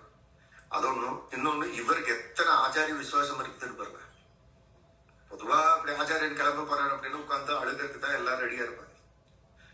அவர் அழுகல. நம்ம கிளம்பி போயிடணும் உடையவருக்கும் அப்படின்னு அந்த ஆச்சாரிய பிரதிபக்தி இருந்தது. அதை பார்த்து பெருமாளே பலரடியார் முன்பு நம் பாம்பனையப்பனருடைய அப்படிங்கிறப்ப பெருமாளே அதை பார்த்து ஆச்சரியப்பட்டு கூரத்தால் பெற்று கேட்கிறேன். ரொம்ப சந்தோஷப்பட்டு ஏதாவது வரம் இருந்தா இன்னொரு வரம் கொடுக்குறேன். அப்ப வைகுண்டம் கொடுத்தாச்சு, உடையவருக்கு முன்னாடி போற அந்த பாக்கியத்தையும் கொடுத்தாச்சு. பெருமாள் ரொம்ப சந்தோஷப்பட்டு, எப்போதுமே பெருமாள் சந்தோஷப்பட்டான்னா 1, 2 கொடுக்க மாட்டான், திருப்பி திருப்பி கேட்க சொல்லுவார். இதுக்கள் இன்னுங்கள் அப்ப இன்னொரு வரத்தை கேளு அப்படிங்கிறார். அப்ப கூரத்தாழ்வான் வந்து ஒண்ணு வேண்டாங்கிற. பெருமாள் கேட்டன்னு ஒண்ணு நம்ம 10 கேட்டும் கூட இல்ல, எனக்கு ஒண்ணு வேண்டாம். இப்படி ஒரு சுரூபத்தில் இருக்க கூரத்தாழ்வான் உன்னோட சம்பந்தம் இருக்கவளுக்கெல்லாம் மோட்சம் கொடுத்தேன் அப்படின்னு பெருமாள் 2வது ஒண்ணு கொடுக்குறான். உன்னுடைய சம்பந்தம் மாதிரி யாராருக்கெல்லாம் இருக்கிறது அவளுக்கெல்லாம் மோட்சம் அப்படின்னு சொல்லிட்டேன். இது எல்லாருக்கும் தெரிஞ்சிருது. ஏன்னா பலரடியார் முன்பு முதலிகள்லாம் இருந்திருக்கிறாங்க. அப்ப கூரத்தாழ்வான் வெளியில வர்றார். அப்ப வெளியில வரப்ப இந்த விஷயம் அதுக்குள்ள உடையவருக்கு போயிடுது. கூரத்தாழ்வான் போய் நேரா உங்ககிட்ட இருந்து நேரா போய் அங்க போய் கேட்டுட்டாரு அப்படின்னு. அப்ப அந்த வெளியில கோபுர வாசல்ல 2 பேரும் சந்திக்கிறார், உடையவரும் கூரத்தாழ்வான். அப்ப உடையவர் கேட்கிற, வரத்தை வாங்கிட்டா போல இருக்கேன், முன்னாடி கிளம்புறா போல இருக்குது. ஆமா கிளம்பிட்டேன், பெருமாள் வரத்தை கொடுத்த, நான் வைகுண்டத்துல வந்து மீட் பண்றேன் அப்படின்னு சொல்லி கூரத்தாழ்வான் விடைப்படுகிறார் உடையவர்கிட்ட. வேற ஏதாவது பெருமாள் சொன்னாரா, விஞ்ஞாபனம் பண்ணாரா அப்படின்னு உடையவர் கேட்க, ஆமா என்னுடைய சம்பந்தம் இருக்கிறவர்களுக்கெல்லாம் மோட்சம் கொடுக்குறேன்னு சொல்லியிருக்கார் அப்படிங்கிறதும் தன்னோட ஆச்சாரியனாட்டம் உடையவர்கிட்ட சொன்ன. உடையவர் வந்து எப்போதுமே இந்த சன்னியாசிகள் எல்லாம் பாத்தீங்கன்னா பொதுவா ஒரு வஸ்திரம் கட்டக்கூடாது யாருமே. கிரகஸ்தாசிரமத்துல பிரம்மச்சாரிகள்லாம் ஒரு வஸ்திரம் கட்டக்கூடாது. ஒரு வேஷ்டி, அதுக்கு மேல யோக வேஷ்டியை தான் கட்டணும். ஒரு வஸ்திரத்தோட இருக்கக்கூடாது. ஆனா சன்னியாசிகள் ஒரு வஸ்திரத்தோட தான் இருக்கணும். அப்போ ஒரு காய் வஸ்திரம் மாத்திரம் தான் கட்டியிருப்பா. சாஸ்திரம் வந்து ஒன்னோடு இருக்கக்கூடாதுங்கிறது. ஆனா இன்னொன்னு கட்ட முடியாது. அப்ப என்ன பண்ணுவா அப்படின்னா கையில வச்சுக்கோ, கக்கத்துல அடிக்க, அதுக்கு சிக்காடை அப்படின்னு பேரு. அது வந்து அப்படி கையில கர்ச்சீஃப் மாதிரி வச்சிருப்பா. ஏன்னா 2 வஸ்திரம் வச்சுக்கணும், ஆனா அவர் 2 கட்டக்கூடாது. அப்ப ஒண்ணுதான் கட்ட முடியும். அப்ப ஒன்னோடு இருக்கக்கூடாது. அதெல்லாம் என்ன பண்ணுவா, ஒண்ணு வச்சிருப்பா, ஒரு கர்ச்சீஃப் மாதிரி ஒரு துணியை மடிச்சு வச்சிருப்பா. அது வச்சிருக்க கையில அப்படி சொல்லி வச்சிருக்க. கூரத்தாழ்வான் இதை சொன்னாரோ இல்லையோ, அவர் எப்படிப்பட்ட மகாபுருஷர் உடையவர். அவருக்கு பெரிய சந்தோஷமாயி அந்த சிக்காரை தூக்கி பிடுங்கி, ஒரு குழந்தை தூக்கி மேல வீசி விளையாடுற மாதிரி அப்படி அந்த மகாநகரத்துல அப்படி தூக்கி வீசி பிடிச்சாராம். தூக்கி வீசி கேட்ச் பிடிச்சாராம் உடையவர். அப்ப எல்லாம் பார்த்தால கூரத்தாழ்வான் பார்க்கறேன், என்ன சொன்னீங்க, இந்த அவார்டு போய் இப்படி இந்த வஸ்திரம் தூக்கி இப்படி பரிகாசமா இப்படி விளையாடுறீங்களே. இல்லை, எனக்கு கூட ஒரு பயம் இருந்தது. ஏன்னா திருக்கோட்டியூர் நம்பி வந்து இந்த ரகசியார்த்தங்களை யாருக்கும் சொல்லக்கூடாது, சொன்னா நரகம்னு சொல்லிட்டாரு. ஆனா நான் அவர் பேச்செல்லாம் மீறி நான் போய் அந்த திருமந்தரத்தை எல்லாத்துக்கும் சொல்லத்தான் செய்தேன். அப்போ அவர் மன்னிச்சுட்டார். ஆனாலும் ஒரு ஆச்சாரியனுக்கு துரோகம் பண்ணோம் அப்படிங்கிறது ஒண்ணு இருக்குதே, அப்ப நரகத்துக்கு தான் போவோமோ அப்படிங்கிற ஒரு எண்ணம் எனக்கு இருந்தது. இப்ப பெருமாள் என்ன பண்ணிட்டாரு, குரத்தாழ்வானுடைய சம்பந்தம் இருக்கிறவாளுக்கெல்லாம் மோட்சம்னு சொல்லிட்டாரு. நம்மளுக்கு ரொம்ப சம்பந்தம் இருக்கிறது, குரத்தாழ்வான்கிற சிஷ்டன் சம்பந்தம் இருக்கிறது. அப்ப நான் மோட்சத்துக்கு தானே போவேன். அப்ப அந்த சந்தேகம் எனக்கு போயிடுத்து. நான் 5 நாள்ல பரமபதிக்கு போறேன். அப்ப நான் எங்க போகணும் அப்படிங்கிற பயம் எனக்கு இருந்தது. இப்ப அது போயிடுத்து உன்னுடைய சம்பந்தத்தினாலே அப்படின்னு உடையவரே போற பொய்ய கொண்டாடினாராம் குரத்தாழ்வான். அப்போ உடையவரே தன்னுடைய மோட்சத்துக்கு இவர் ஒரு விஷயத்துமா இருந்தார் அப்படின்னு நினைச்சாருன்னா அப்புறம் இவருடைய வைராக்கியம் எப்படி இருக்குன்னு பாருங்க. சுவாமி கிளம்ப போறாரு அப்படின்னா போய் பெருமாள் கிட்ட கேட்டு வாங்குற மாதிரி இருந்ததுன்னா இவர் வைராக்கியம் எப்படி இருக்கும்னு பாருங்க. பெருமாள் இன்னொன்னு கேளு அப்படின்னு கேட்டு உன்னுடைய சம்பந்தம் இருக்கிறவளுக்கெல்லாம் மோட்சம் கொடுக்கறேன்னு சொன்னார்னா அப்ப இவருடைய ஏற்றம் எப்படி இருக்கும்? இவரை வச்சுதான் இப்ப நம்ம எல்லாமே வாழ்ந்து போறோம். அதனால அப்பேற்பட்ட மகனீயரான கூறத்தாங்க பெரிய ஞானம் இருக்கு, நல்லா படிச்சிருக்கேன், எனக்கு வித்தியாசம்பத்து இருக்கு அப்படின்னாவே கர்வம் வந்துடும். அது ஒரு சம்பத்து தான், ஆனா அது கர்வத்தை கொடுக்கும். எனக்கு எல்லாம் தெரியும் அப்படின்னு. இன்னொன்னு ஐஸ்வர்யம், எனக்கு சொத்து இருக்கு, ஐஸ்வர்யம் இருக்கு அப்படின்னா அது ஒரு பெரிய கர்வத்தை கொடுக்கும் மனிதனுக்கு. மூணாவது ஆபிஜாத்தியம் அப்படின்னா ஒரு ஜாதி அப்படின்னா குலம், இந்த குலத்தை சேர்ந்தவன், எங்க வம்சம் இப்படிப்பட்டது அப்படிங்கிறது. மூணுமே எப்போதுமே நல்ல விஷயம்தான். நல்ல ஞானம் இருக்கிறது நல்லதுதான், நல்ல ஐஸ்வர்யம் இருக்கிறது கூட நல்லதுதான், ஆபிஜாத்தியம் இருக்கிறது நல்லதுதான். ஆனா என்ன அப்படின்னா கொஞ்சம் ஏமாந்தோம்னா அது பெரிய கர்வத்தை கொடுக்கும் நம்மளுக்கு. அவன் அந்த கர்வத்தோடு இருப்பான். அது கிஞ்சித்தும் கூட இல்லாதவராக கூறத்தாழ்வன் இருந்தார் அப்படின்னு இந்த பாசுரத்துல அவருடைய பெருமை எப்படித்தான் சொல்றது அப்படின்னா திருவரங்கு தமுதனார் மொழியை கிடக்கும் பெரும்பகளார் அப்படின்னா மொழியே இல்லை. அவர் சொல்ற தமிழ் மொழியில ஒரு வார்த்தையை கண்டுபிடிக்க முடியல அவருடைய பிரபாவத்தை சொல்றதுக்கு. ஏன்னா இந்த முக்குறும்பு மருத்துவராக இருக்கிறார் அப்படின்னு காட்டுறார். அதோடைய சரித்திரம் இந்த மூணுக்குமே 3 இடத்துல உதாரணங்கள் இருக்கு அவருடைய வாழ்க்கையில. அது சுவாமி ராமானுஜரோட தொடர்பா இருக்கனால அவரும் சேர்த்துல இப்ப 2 பேரும் இருக்கனால அதை ஸ்மரணம் பண்ணி இப்ப பூர்த்தி பண்ணுவோம். அவருக்கு தனசம்பத்தம் இருந்தது அப்படின்னா அவர் பிறப்பிலேயே பெரிய கோடீஸ்வரராக இருந்தார், பெரிய ஜமீன்தாராக இருந்தார், சிற்றரசு. ஜமீன்தார் சிற்றரசு நல்லா சொல்றேன். அந்த ஊருக்கு அரசராக இருந்தார் குரத்தாழ்வன் பிறக்கிறப்ப. அப்பே பெரிய தனம் இருந்தது. அந்த தனத்துக்கு அவரெல்லாம் தாப்பனாரிட்ட எல்லாம் கத்துண்டார். அப்புறம் ஆண்டாள் அம்மாவை விவாகம் பண்ணிட்டார், கூரத்தாண்டால விவாகம் பண்ணிட்டார். அதுலயும் ஒரு பெரிய விஷயம் இருக்கு. அந்த அம்மாவுக்கு செவ்வாய் தோஷம் இருந்தது. யார் விவாகம் பண்ணிக்கிறாளோ அவ உயிர் போயிருங்கிற அந்த சந்தப்படுறது சரீர தொடர்பு வச்சுக்க கூடாது. அப்படி இருந்து விவாகம் பண்ணிக்கிறார். அப்ப பாத்துக்கோங்க அந்த பெண்ணு மேல அவருக்கு எத்தனை ஈகை இருந்திருக்கணும். இல்ல அப்படின்னா விவாகம் பண்ணி பிராஜாபத்தியமே பண்ண முடியாது, உயிர் போயிரும்னு தெரியும், ஆனாலும் விவாகம் பண்ணிக்கிறார். அப்ப அதை கடந்தவராக இருக்கிறார் அப்படின்னா அந்த இடத்துல அவரை பார்த்துக்கணும். குரத்தாழ்வானு கூட ஒரு படி அதிகமா இருக்கிறவ கூரத்தாண்டல். அத்தனை வைராக்கியம் இருக்கிற 2 பேரும் விவாகம் பண்ணிட்டார். 2 பேருமா சேர்ந்து ததியாராதனம் பண்றான். விஷ்ணு ஆராதனங்களுக்கு கூட பெரிய ஆராதனம் எது அப்படின்னா பசிச்சவாளுக்கு சாதம் போடுறதுதான். அதனால ஸ்ரீ வைஷ்ணவாளுக்கெல்லாம் பெரிய ததியாராதனம் பண்ற, பெரிய அன்னகூட அமைக்கிறா. கூரத்துல வரவாளுக்கெல்லாம் அன்னதானம் போடுறாங்க. அப்படி அந்த அன்னதான கூடமானது ராத்திரி 1 மணி பரியந்தம் போகுமா. அத்தனை வழிபோக்கர்களும் ஸ்ரீ வைஷ்ணவ தனியாரானத்துல அன்வைப்பெல்லாம் எல்லாம் ஸ்வீகரிச்சுட்டு அதெல்லாம் பூர்த்தி பண்றப்போ 12 மணிக்கு மேல ஆயிடுவோம். அது கூரம் காஞ்சிபுரத்துக்கு சமீபமா இருக்குது, கொஞ்சம் தூரத்துல. எப்பவுமே காஞ்சிபுரத்துல வரதராஜ பெருமாள் சன்னதியில ஒரு பூர்வத்துல வழக்கம் இருக்கு. இந்த மாதிரி வழக்கம் இல்லை, பூர்வத்துல அப்படி இருந்திருக்கு. சன்னதியில பின்னாடி மூலஸ்தானத்துக்கு பின்னாடி கச்சிவாய்த்தான் மண்டபம்னு ஒரு மண்டபம் இருக்கு, 4 கல் மண்டபம். அதுல சாயந்தரம் ஆச்சு அப்படின்னா பெருமாளும் தாயாரும் அங்க ஏகாந்தத்துல எழுதிடுவார். இன்னைக்கு லோகம் எல்லாம் எப்படி நடந்தது அப்படிங்கிறத 2 பேரும் அப்படி சம்பாஷணம் பண்ணிக்குவா 2 பேரும். அதுக்காக அந்த கச்சிவாய்த்தான் மண்டபத்துல அவ 2 பேரும் எழுதியிருப்பான்.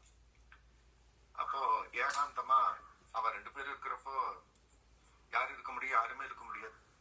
கணவனும் மனைவி இருக்கும்போ யாராவது இருக்க முடியுமா? ஆனாலும் அப்பவும் திருக்கச்சி நம்பிகள் இருக்க முடியும். அப்படிப்பட்ட உரிமை அவருக்கு இருந்தது. அதனால நித்தியம் ஆலவட்ட கைங்கிற மிசிறி வீசிட்டு அவ 2 பேரும் பேசுறது இவரும் கேட்டுருக்கோம். இவர்களோட அவளும் பேசுவார். திருக்கச்சி நம்பிக்கை என்ன விசேஷம் காஞ்சிபுரத்துல அப்படின்னு அவளும் கேட்பான், இவரும் சொல்லுவார். இப்படி அத்தியந்தமா பேசிட்டு இருக்கப்போ திடீர்னு ராத்திரி 12 மணி ஆகுது. டம்முன்னு சத்தம் கேட்கறது. பெருந்தேவி தாயாரே ஐஸ்வர்யத்துக்கு அதிபதி மகாலட்சுமி, அவளே ஒரு நிமிஷம் ஆடி போய் இது என்ன பெரிய சத்தம் இந்நேரத்துக்கு 12 மணிக்கு பெரிய சத்தம் கேட்கறது அப்படின்னு வரதராஜ பெருமாள் கிட்ட கேட்கிறேன். அப்ப அவர் சொல்றார், குரத்தாழ்வானுடைய அன்னதானம் கூட இப்பதான் சாத்துறா, இத்தனை நேரம் எல்லாம் அன்னதானத்துக்கு வந்திருக்கிறா, இப்பதான் முடியுது போல இருக்க, நல்லா அன்னதானம் கூட அந்த பெரிய கதவை சாத்துறா, மணி கதவை சாத்துறா, அதான் சத்தம் கேட்கறது, கதவனுடைய சத்தம் தான் அப்படின்னு வரதராஜ பெருமாள் சொன்னார். அதை கேட்டு அந்த அம்மா இப்படி ஒரு ஐஸ்வர்யம் இருக்குமா அப்படின்னு ஆச்சரியப்பட்டாங்க. 12 மணி வரைக்கும் அன்னதானம் காலையில இருந்து நடந்து ராத்திரி 12 மணி வரைக்கும் நடக்கிறது அப்படின்னா எத்தனை பேர் வருவா, அதுக்கு எத்தனை ஐஸ்வர்யம் வேணும் அப்படின்னு ஐஸ்வர்ய தேவதான பெருந்தேவி தாயரை ஒரு நிமிஷம் ஆச்சரியப்பட்டு போனான். அப்ப பாருங்க எத்தனை ஐஸ்வர்யம் இருக்கு அப்படின்னா, மகாலட்சுமியை பார்த்து அதிசய ஆனந்தப்படுறது ஒண்ணு, அதிசயப்படி இத்தனை பேர் வருவாளா, அத்தனை பேருக்கு சாதம் போட முடியுமா அப்படின்னா மகாலட்சுமியை ஆச்சரியப்படும்படியான ஒரு ஐஸ்வர்யத்துக்கு தனகாரரா இருந்தார் குரத்தாழ்வார். இப்ப காலையில இந்த விஷயத்த திருக்கச்சி நம்பிகள் சொல்றாங்க குரத்தாழ்வான் கிட்ட. குரத்தாழ்வானே நேற்று உண்மை பத்தி தான் திவ்ய தம்பிகள் பேசிட்டு இருந்தா, பெருமாள் தாயரும் உண்மை பத்தி தான் பேசிட்டு இருந்தா, என்னை பத்தி பேசிட்டு இருந்தாளா, என்ன பேசிட்டு இருந்தா அப்படின்னப்போ, உங்க ஐஸ்வர்யத்தை கொண்டாடுனா மகாலட்சுமி, எத்தனை பெரிய ஐஸ்வர்யம் இருக்குது கூரத்தாழ்வானுக்கு அப்படின்னு மகாலட்சுமியை கொண்டாடுனா அப்படின்னு திருக்கச்சி நம்பிகள் கூரத்தாழ்வான் கிட்ட சொன்னதும் கூரத்தாழ்வானுக்கு சரி இருந்தது. பெருமாளும் பிராட்டி நம்மளுக்கு இருக்கிற ஏதாச்சும் பக்தி கொண்டாடி இருக்கலாம், அந்த மாதிரி எல்லாம் நம்ம எதுவுமே சம்பாதிக்கல போல, அப்ப நமக்கு இருக்கிற ஐஸ்வர்யத்தை தான் இவ கொண்டாடி இருக்கிறான், அப்ப நம்ம கிட்ட அது ஒண்ணுதான் இருக்கு, அப்ப நம்ம இதி வச்சுட்டு ஒண்ணும் பண்ண முடியாது, இன்னும் மிச்சதெல்லாம் சம்பாதிக்கணும், மிச்சதெல்லாம் இருந்திருந்தா அதை பத்தி பேசியிருப்பா தானே, நம்மளுக்கு பக்தி இருந்திருந்தா வைராக்கியம் இருந்திருந்தா பிராட்டின்னு சொல்லிப்பா, குரத்தாழ்வானுக்கு எத்தனை பக்தி அப்படின்னு எல்லாம் பேசியிருப்பா, அதெல்லாம் விட்டுட்டு இத்தனை ஐஸ்வர்யமா அப்படின்னு பேசினா அப்படின்னா அப்ப நம்ம கிட்ட அது ஒண்ணுதான் இருக்குன்னு அர்த்தம், அது யாருக்கு வேணும் அப்படின்னு அது அத்தனையும் அந்த க்ஷணமே துறந்தார், எல்லாத்தையும் கொடுத்துட்டார், எல்லாத்தையும் வர சொல்லி எல்லா ஏழைகளுக்கு எல்லாம் தன் பெரிய ஐஸ்வர்யத்தை அந்த சிற்றரசு அப்படியே கூரத்தை அப்படியே அங்கிருந்த ஜனங்களுக்கு எல்லாம் கொடுத்துட்டார். கூரத்தை ஆண்டாள கூப்பிடுறேன் நடப்பான இப்போதே ஸ்ரீரங்கத்துக்கு போய் ராமானுஜருடைய திருவடி அடையில அவருக்கு சிஷ்யரா பிரவர்த்தி பண்ணலாம்னு கூரத்தை ஆண்டாள கூப்பிடுறேன். எந்த அம்மா கூட வருவா, வேணா சுவாமி நீங்க வேணா போங்க, எல்லாம் வசதியா இருந்துச்சுன்னா அப்புறம் நீங்க கூப்பிடுங்க அப்படின்னா அந்த அம்மா உடனே கிளம்புறேன். அத்தனையும் போட்டா 2 பேருமா கிளம்புறேன். கிளம்பும் போது அந்த அம்மாவுக்கு ஒரு சில குரு பரம்பரா பிரபாவத்துல இவர் வந்து ரொம்ப பெரிய ராஜாவா இருந்தாரா, அதனால இவ அமிஷம் செய்யறதெல்லாம் தங்க பாத்திரமா இருக்குமா, அதனால எப்போதுமே ஒரு தங்க பாத்திரத்தில் தான் இவர் அமிஷம் செய்வார் போல இருக்கு. அந்த ஒரு தங்க பாத்திரம் இருந்தது, என்ன இருந்தாலும் மனைவி இல்லையா, அதனால அது மேல மாத்திரம் தன்னுடைய கணவன் அமிர்தி செய்யற அந்த பாத்திரத்து மேல மாத்திரம் அன்பு இருந்தது அந்த அம்மாக்கு. அப்ப இது மாத்திரம் எடுத்துட்டு எல்லாத்தையும் திறந்துட்டா, அதனால குரத்தாழ்வான் திரும்ப அம்சம் பண்ற அந்த பாத்திரத்தை மாத்திரம் வச்சுக்கலான்னு எடுத்து முந்தானில முடிச்சிருந்தா அப்படின்னு சில குரு பரம்பரையும், சில குரு பரம்பரையில மரக்கா வச்சிருந்தா அப்படின்னு இருக்கு, தங்க மரக்காவை எடுத்து வச்சிருந்தா முந்தானில. மரக்கா அப்படின்னா படி, தானியங்கள்லாம் அளக்கிற படி.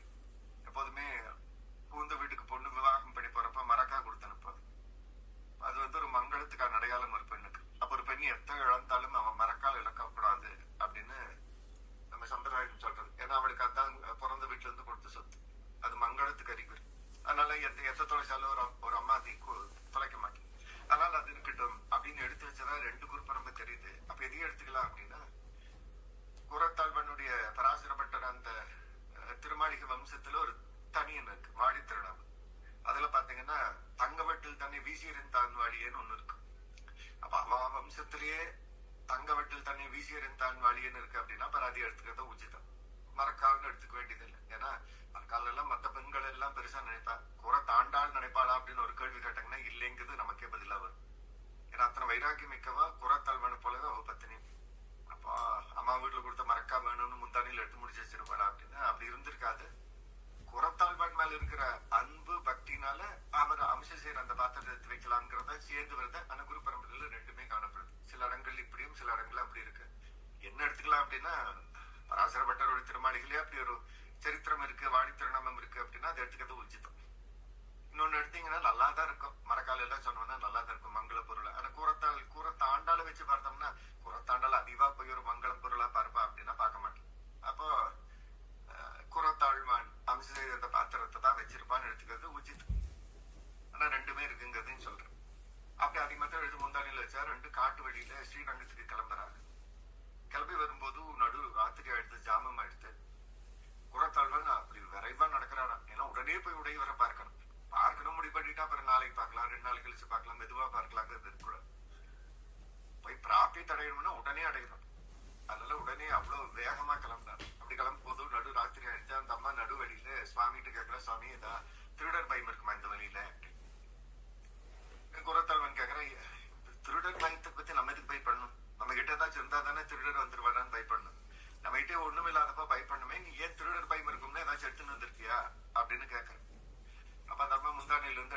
சாமி நீங்க அம்சம் பண்றத மாத்திரத்தை மாத்திரம் நான் எடுத்துன்னு வந்தேன் அப்படின்னு.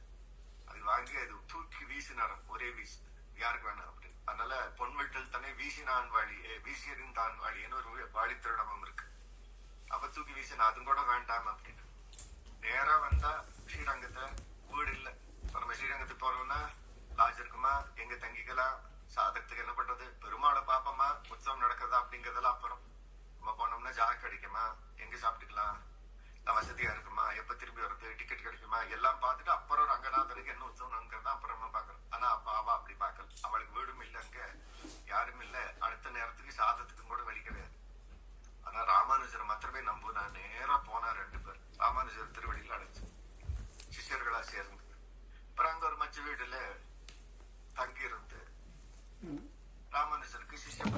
அப்ப இதுல இருந்து என்ன தெரியுது, உச்சமாக மதிச்சார் அப்படின்னு. பெரிய ஐஸ்வர்யத்துக்கு சொந்தக்காரர். கொஞ்சம் எடுத்து வச்சிருக்க வேண்டியதானே. இப்ப நம்ம கூட கொஞ்சம் தானம் பண்ணுவோம், கைங்கரியம் பண்ணுவோம், எந்த அளவுக்கு பண்ணுவோம், நம்மளுக்கு வேணுங்கிறத மீறி பண்ணுவோம். குரத்தல்வர் என்ன பண்ணார், தங்கிட்ட இருந்து அத்தனையுமே துறந்து போய் ஒண்ணுமே இல்லாத ஒரு அகஸ்ரீநாதத்துக்கு ராமானுஜரே கதின்னு வந்தார். அப்போ அந்த குறும்பு அறுத்தவராக இருந்தார். அந்த மமத்தை இல்லை எனக்கு, நான் வசதி, நான் பணக்காரன் அப்படிங்கிற அது அவர்கிட்ட கிஞ்சித்தும் இல்லை. எப்போ இதெல்லாம் உடையவருக்கு சிஷ்யனா சேரும் முன்னாடியே இதெல்லாம் இருக்கு, பூர்வத்திலேயே இருக்கு. அப்ப அப்படிப்பட்ட கூறத்தாழ்வார். அவருக்கு ராமானுஜருடைய சம்பந்தம் இன்னும் பெரிய தேஜஸ கொடுக்கும். இன்னும் அப்படியே அற்புதமான ஒரு சிஷ்யராக இருக்கிறார். அப்படியே சுவாமியுடைய சம்பந்தம் அது ஐஸ்வர்யத்தை கூட துச்சம்னு மதிச்சுட்டு வர அந்த உடையவரே கதின்னு நினைச்சிருந்தார் அப்படின்னா அதுல உடையவர் மேல அவருக்கு இருந்த பிரேமம் தெரியுது. ஐஸ்வர்ய முக்கம் இல்லைன்னு அந்த குறும்பு அறுத்தது தெரியுது. இது ஒண்ணு. இது ஐஸ்வர்ய குறும்பு அறுத்தது. வித்யா கர்வம். இவர் எப்படிப்பட்ட வித்தையோடு இருந்தார் அப்படின்னா தாப்பனார்கிட்ட வேதாந்தங்கள்லாம் கத்துக்கார். வேதம் கத்துக்கிறதே கஷ்டம். அவளுக்கு ஒரு வேதம் இருக்கு, அந்த வேதத்தை மட்டும் தான் பெரும்பாலும் கத்துக்க முடியும். 4 வேதத்தை கத்துக்கிறதே கஷ்டம். அதுக்கு பின்னாடி அங்கங்கள்லாம் கத்துக்க முடியுமா அப்படின்னா அதெல்லாம் ரொம்ப கஷ்டம். ஆனா கூறத்தாழ்வான் வேதாங்கங்கள் எல்லாமே கத்திருந்தார், ரகசியார்த்தங்கள்லாம் கத்திருந்தார் தன்னுடைய தகப்பனாரான கூறத்தாழ்வார்கிட்ட. அப்படி இருக்கவர் ராமானுஜருக்கு சிஷ்யராக சேர்க்கிறார். அப்போ ராமானுஜருக்கு பரமாச்சாரியனான ஆளவந்தருக்கு ஒரு ஆசை இருக்கு. வேதவியாசர் வந்து பிரம்மசூத்திரம் பண்ணியிருக்காரு. பிரம்மசூத்திரம்ங்கிறது முதல் ஸ்ரீபாஷம் என்னன்னு தெரிஞ்சிருமே.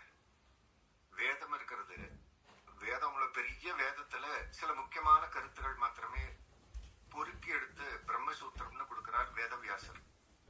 ஏன்னா முழு வேதத்தை எல்லாரும் கிரகிக்கிறது கஷ்டம். அதனால அவரே பொறுக்கி எடுத்து இதெல்லாம் ரொம்ப முக்கியமான மந்திரங்கள் அப்படின்னு சொல்லிட்டு அந்த சூத்திரங்களாக அதை வடிவெடுத்து இதெல்லாம் முக்கியமானது அப்படின்னு பிரம்மசூத்திரத்தை கொடுக்கிறார். அது எப்படி இருக்கும் அப்படின்னா அது சூத்திரமாக இருக்கும், அதுமே புரியாது. அப்ப அதுக்கு பூர்வத்துல தங்கர் அப்படிங்கிறவாள்லாம் போதாயனர் அப்படிங்கிறவெல்லாம் வியாக்கியான கிரந்தம் பண்ணியிருந்தார். வியாக்கியானம்னா அதுக்கு எக்ஸ்பிளனேஷன். அப்ப வேதத்துல இருக்கிற முக்கியமான மந்திரங்களை எல்லாம் எடுத்து வேதவியாசர் பிரம்மசூத்திரம் பண்ணியிருந்தார்.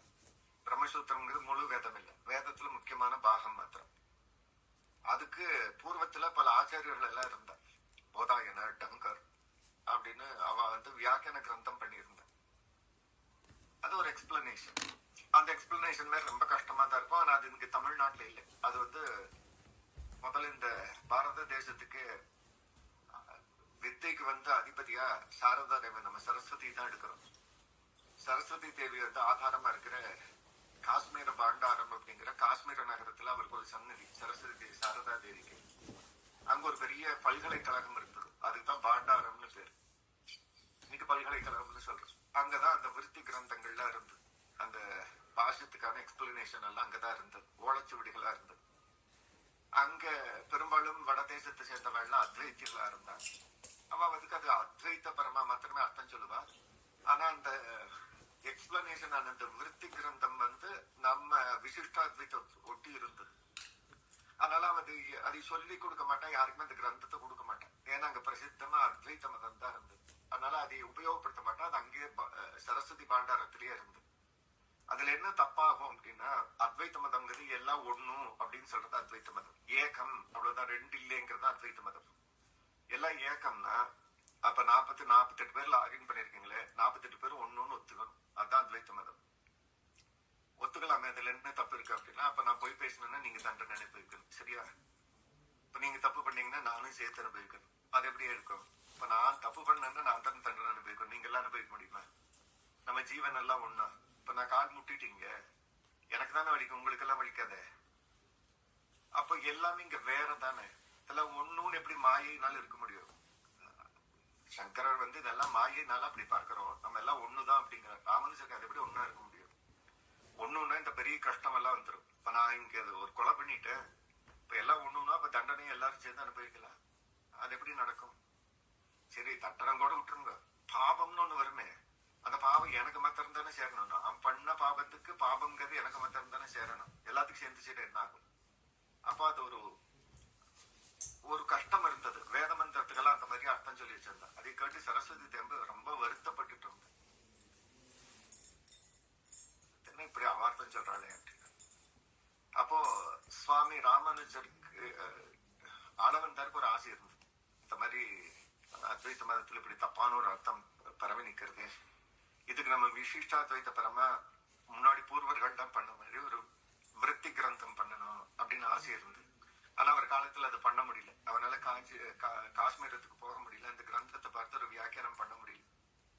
அப்ப அது வந்து உடையவருக்கு தெரியறதுக்கு வரும், இந்த மாதிரி ஆளவந்தாருக்கு இப்படி ஒரு ஆசை இருந்தது. அப்ப சத்தியம் பண்றேன், நான் இது வந்து அந்த ஆசையை நிறைவேற்றுறேன் அப்படின்னு. அதனால கூரத்தாழ்வனை கூப்பிட்டு காஷ்மீரத்துக்கு போறாரு உடையவர். அங்க போய் இந்த மாதிரி அந்த காஷ்மீர பண்டாரத்துல, சரஸ்வதி பண்டாரத்துல போய் அந்த விருத்தி கிரந்தம் வேணுங்கிறப்ப அங்கெல்லாம் எதிர்த்து அப்படியெல்லாம் கொடுக்க முடியாது, பெரிய வாதப்போர்ல ஜெயிச்சாதான் கொடுக்க முடியும் அப்படி. அப்போ பெரிய வாதப்போர் நடந்தது.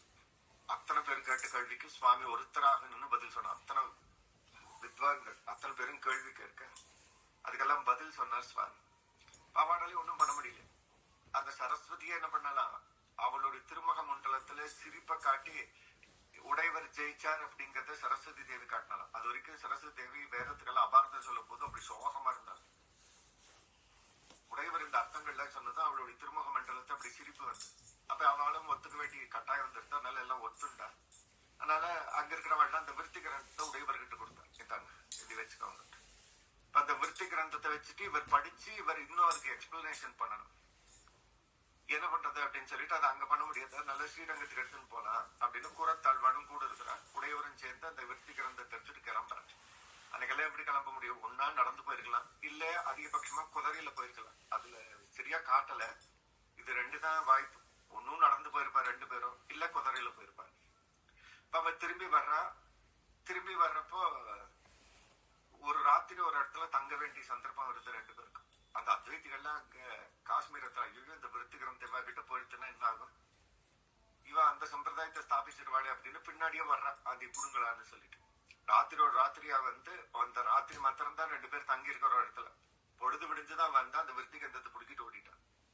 இப்ப கிரந்தமே இல்ல சுவாமி கிட்ட, உடையவர்கிட்ட கிரந்தமே இல்ல, ஜெயிச்சு வாங்கிட்டு வந்த கிரந்தமே இப்ப இல்ல.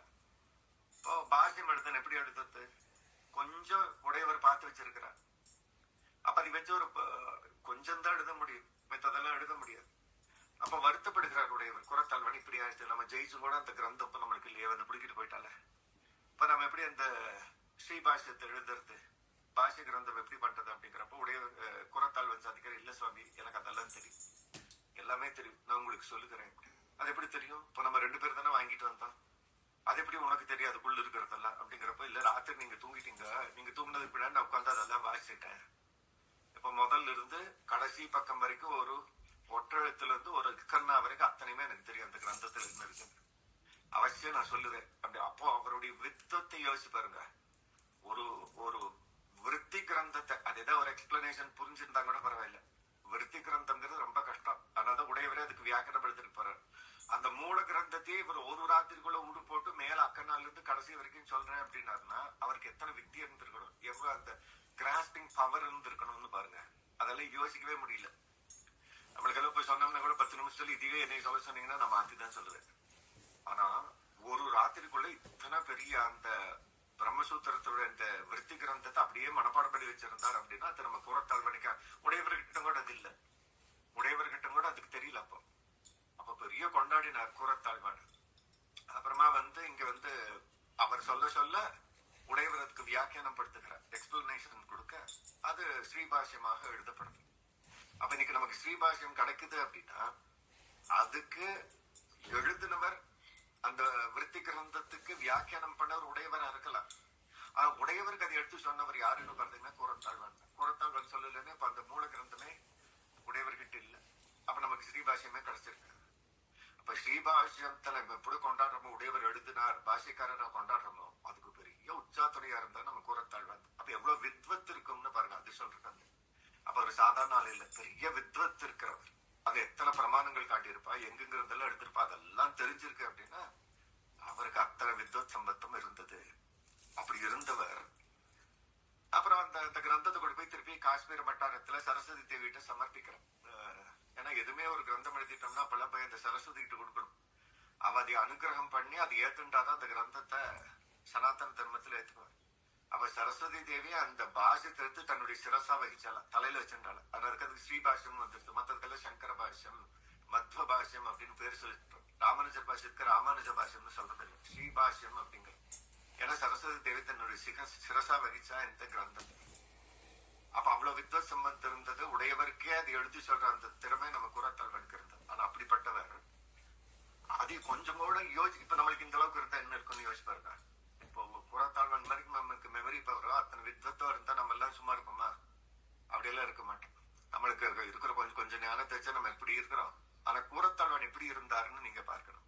அப்படி இருக்கிற சிஷ்யரா இருக்கிறார். ஒரு சமயம் உடையவர்கிட்ட சமாஷனம் பண்றதுக்கு எப்போதுமே பல சிஷ்யர்கள் வருவார். எப்போதுமே பார்த்து சோதிச்சு இவளுக்கெல்லாம் யோகிதை வைக்கலாமா வைக்க வேண்டாமா, இவளுக்கெல்லாம் சொல்லணும் இருக்கு, அப்படி பார்த்துதான் சமாஷனம் பண்ணுவார். ஒரு சமயம் சமாஷனம் பண்றதுக்கு ஒருத்தன் ஊமே, அவன் காதும் கேட்காது, பேசவும் முடியாது. ஊமே காதும் கேட்காது, சிவிடன். அவன் சமாஷனம் எடுத்துக்குவார். சுவாமி இப்ப எப்படி திருமந்திரம் துவயம் சர்ம ஸ்லோகத்தை எல்லாம் அவனுக்கு சொல்ல முடியும். அவன் எப்படி அதை திருப்பி தான் சொல்ல முடியும். அவன் காதலையும் கேட்க முடியாது, அவன் திருப்பி அதை சொல்ல முடியாது. ஏன்னா பிறவிலேயே ஊமையும் இருக்கிறான், அவன் செவிடனாவும் இருக்கிறான். அப்போ அவனுக்கு எப்படி சமாஷனம் பண்ணிட்டு என்ன பிரயோஜனம் ஆகும் தெரியல. அப்ப எல்லா சிஷியர்கள் எல்லாம் பார்க்கிறான், எப்படி இப்படி சமாஷனம் பண்றது, சுவாமி எப்படி பண்ணி வைப்பார், இவருக்கு துவயம் கூட சொல்ல முடியாது அப்படின்னு எல்லாரும் பார்க்கணும். அப்போ எல்லாத்தையும் சிஷியர்கள் எல்லாம் வெளியில வச்சுட்டு உடையவரத்தை அவனுக்கு சமாஷனம் பண்ணி வச்சு ஏகாந்தமா உள்ள அறை கூப்பிடுறாரு, இங்க வா அப்படின்னு சொல்லி. அந்த ஊமையும் அந்த பிறவி குருடனும் உள்ள போறான். உள்ள போனதும் கதவு சாத்திட்டா உடையவர். அப்ப உள்ள என்ன நடக்க போறதுன்னு யாருக்கும் தெரியாது. உள்ள எல்லாம் வெளியில எல்லாம் முதலைகள்லாம் ஆச்சரியப்படுற, என்ன நடக்கும், ஏன் கதவு சாத்திட்டார் சுவாமி, இப்ப அவனுக்கு எப்படி சொல்லி வைப்பாரு, அவனுக்கு எப்படி மோட்சம் அப்படி. இப்ப கூரத்தாழ்வானுக்கு இது எப்படி என்ன நடக்கும் இல்ல, இவர் எப்படி அந்த ஞானத்தை அவனுக்கு கொடுப்பார், அந்த பெரிய ரகசியார்த்தத்தை எப்படி கொடுப்பார் அப்படின்னு கூரத்தாழ்வானுக்கு ஒரே தெரிஞ்சுக்கணும்னு ஒரு ஆசை. அதனால என்ன பண்ணாரா, அந்த சாவி துவாரம் இருந்தது, அது வழியா பாத்துருவோம் அப்படின்னு பார்த்தாரு உள்ள கூரத்தாழ்வான். அப்படி பார்த்தா சுவாமி அந்த சிம்மாசனத்தில் உட்கார்ந்து இருக்கிறார். அந்த ஊம குருடன் அப்படி கீழே விழுந்து சேவிக்கிறான். சாமி தன்னுடைய 2 திருவடிகளை எடுத்து அவனுடைய தலைமையில வச்சு அப்படியே கொக்கு வாயில மீன் எப்படி இருக்குமோ அது போல அப்படியே வச்சாரு. அவனுடைய சிரசுல அப்படியே தன்னுடைய திருவடிகள் அப்படியே சுவாமி தன்னுடைய திருவடியை வச்சாரு. அது உள்ள நடந்தது. அதை பார்த்தவாறே கூரத்தாழ்வான் வெளியில மயக்கம் போட்டு விழுந்துட்டார். அப்ப எல்லாம் இவர் எழுப்புற, என்ன சுவாமி ஆச்சு, ஏன் இப்படி மயக்கம் போட்டுட்டீங்க? ஐயோ, எனக்கு இத்தனை ஞானம் இருந்து எல்லாம் வீணா போயிட்டேனே. நானும் பிறவிலே ஒரு ஊமையாகவோ ஒரு குருடனாகவோ இருந்திருந்தா, ஒரு செவிடனாகவும் இருந்திருந்தா அப்படின்னா சுவாமியோட திருவடி கிடைச்சிருக்கேன். அதுக்கு மேல துவயமந்திரமோ திருமந்திரமோ என்ன பண்ண போறது? நான் இதெல்லாம் சரியா இருந்து எல்லாத்தையும் இழந்து போயிட்டேனே. இந்த மாதிரி இந்த ஊமை இதெல்லாம் இல்லாம இருந்து இதெல்லாம் பெற்றுட்டானே.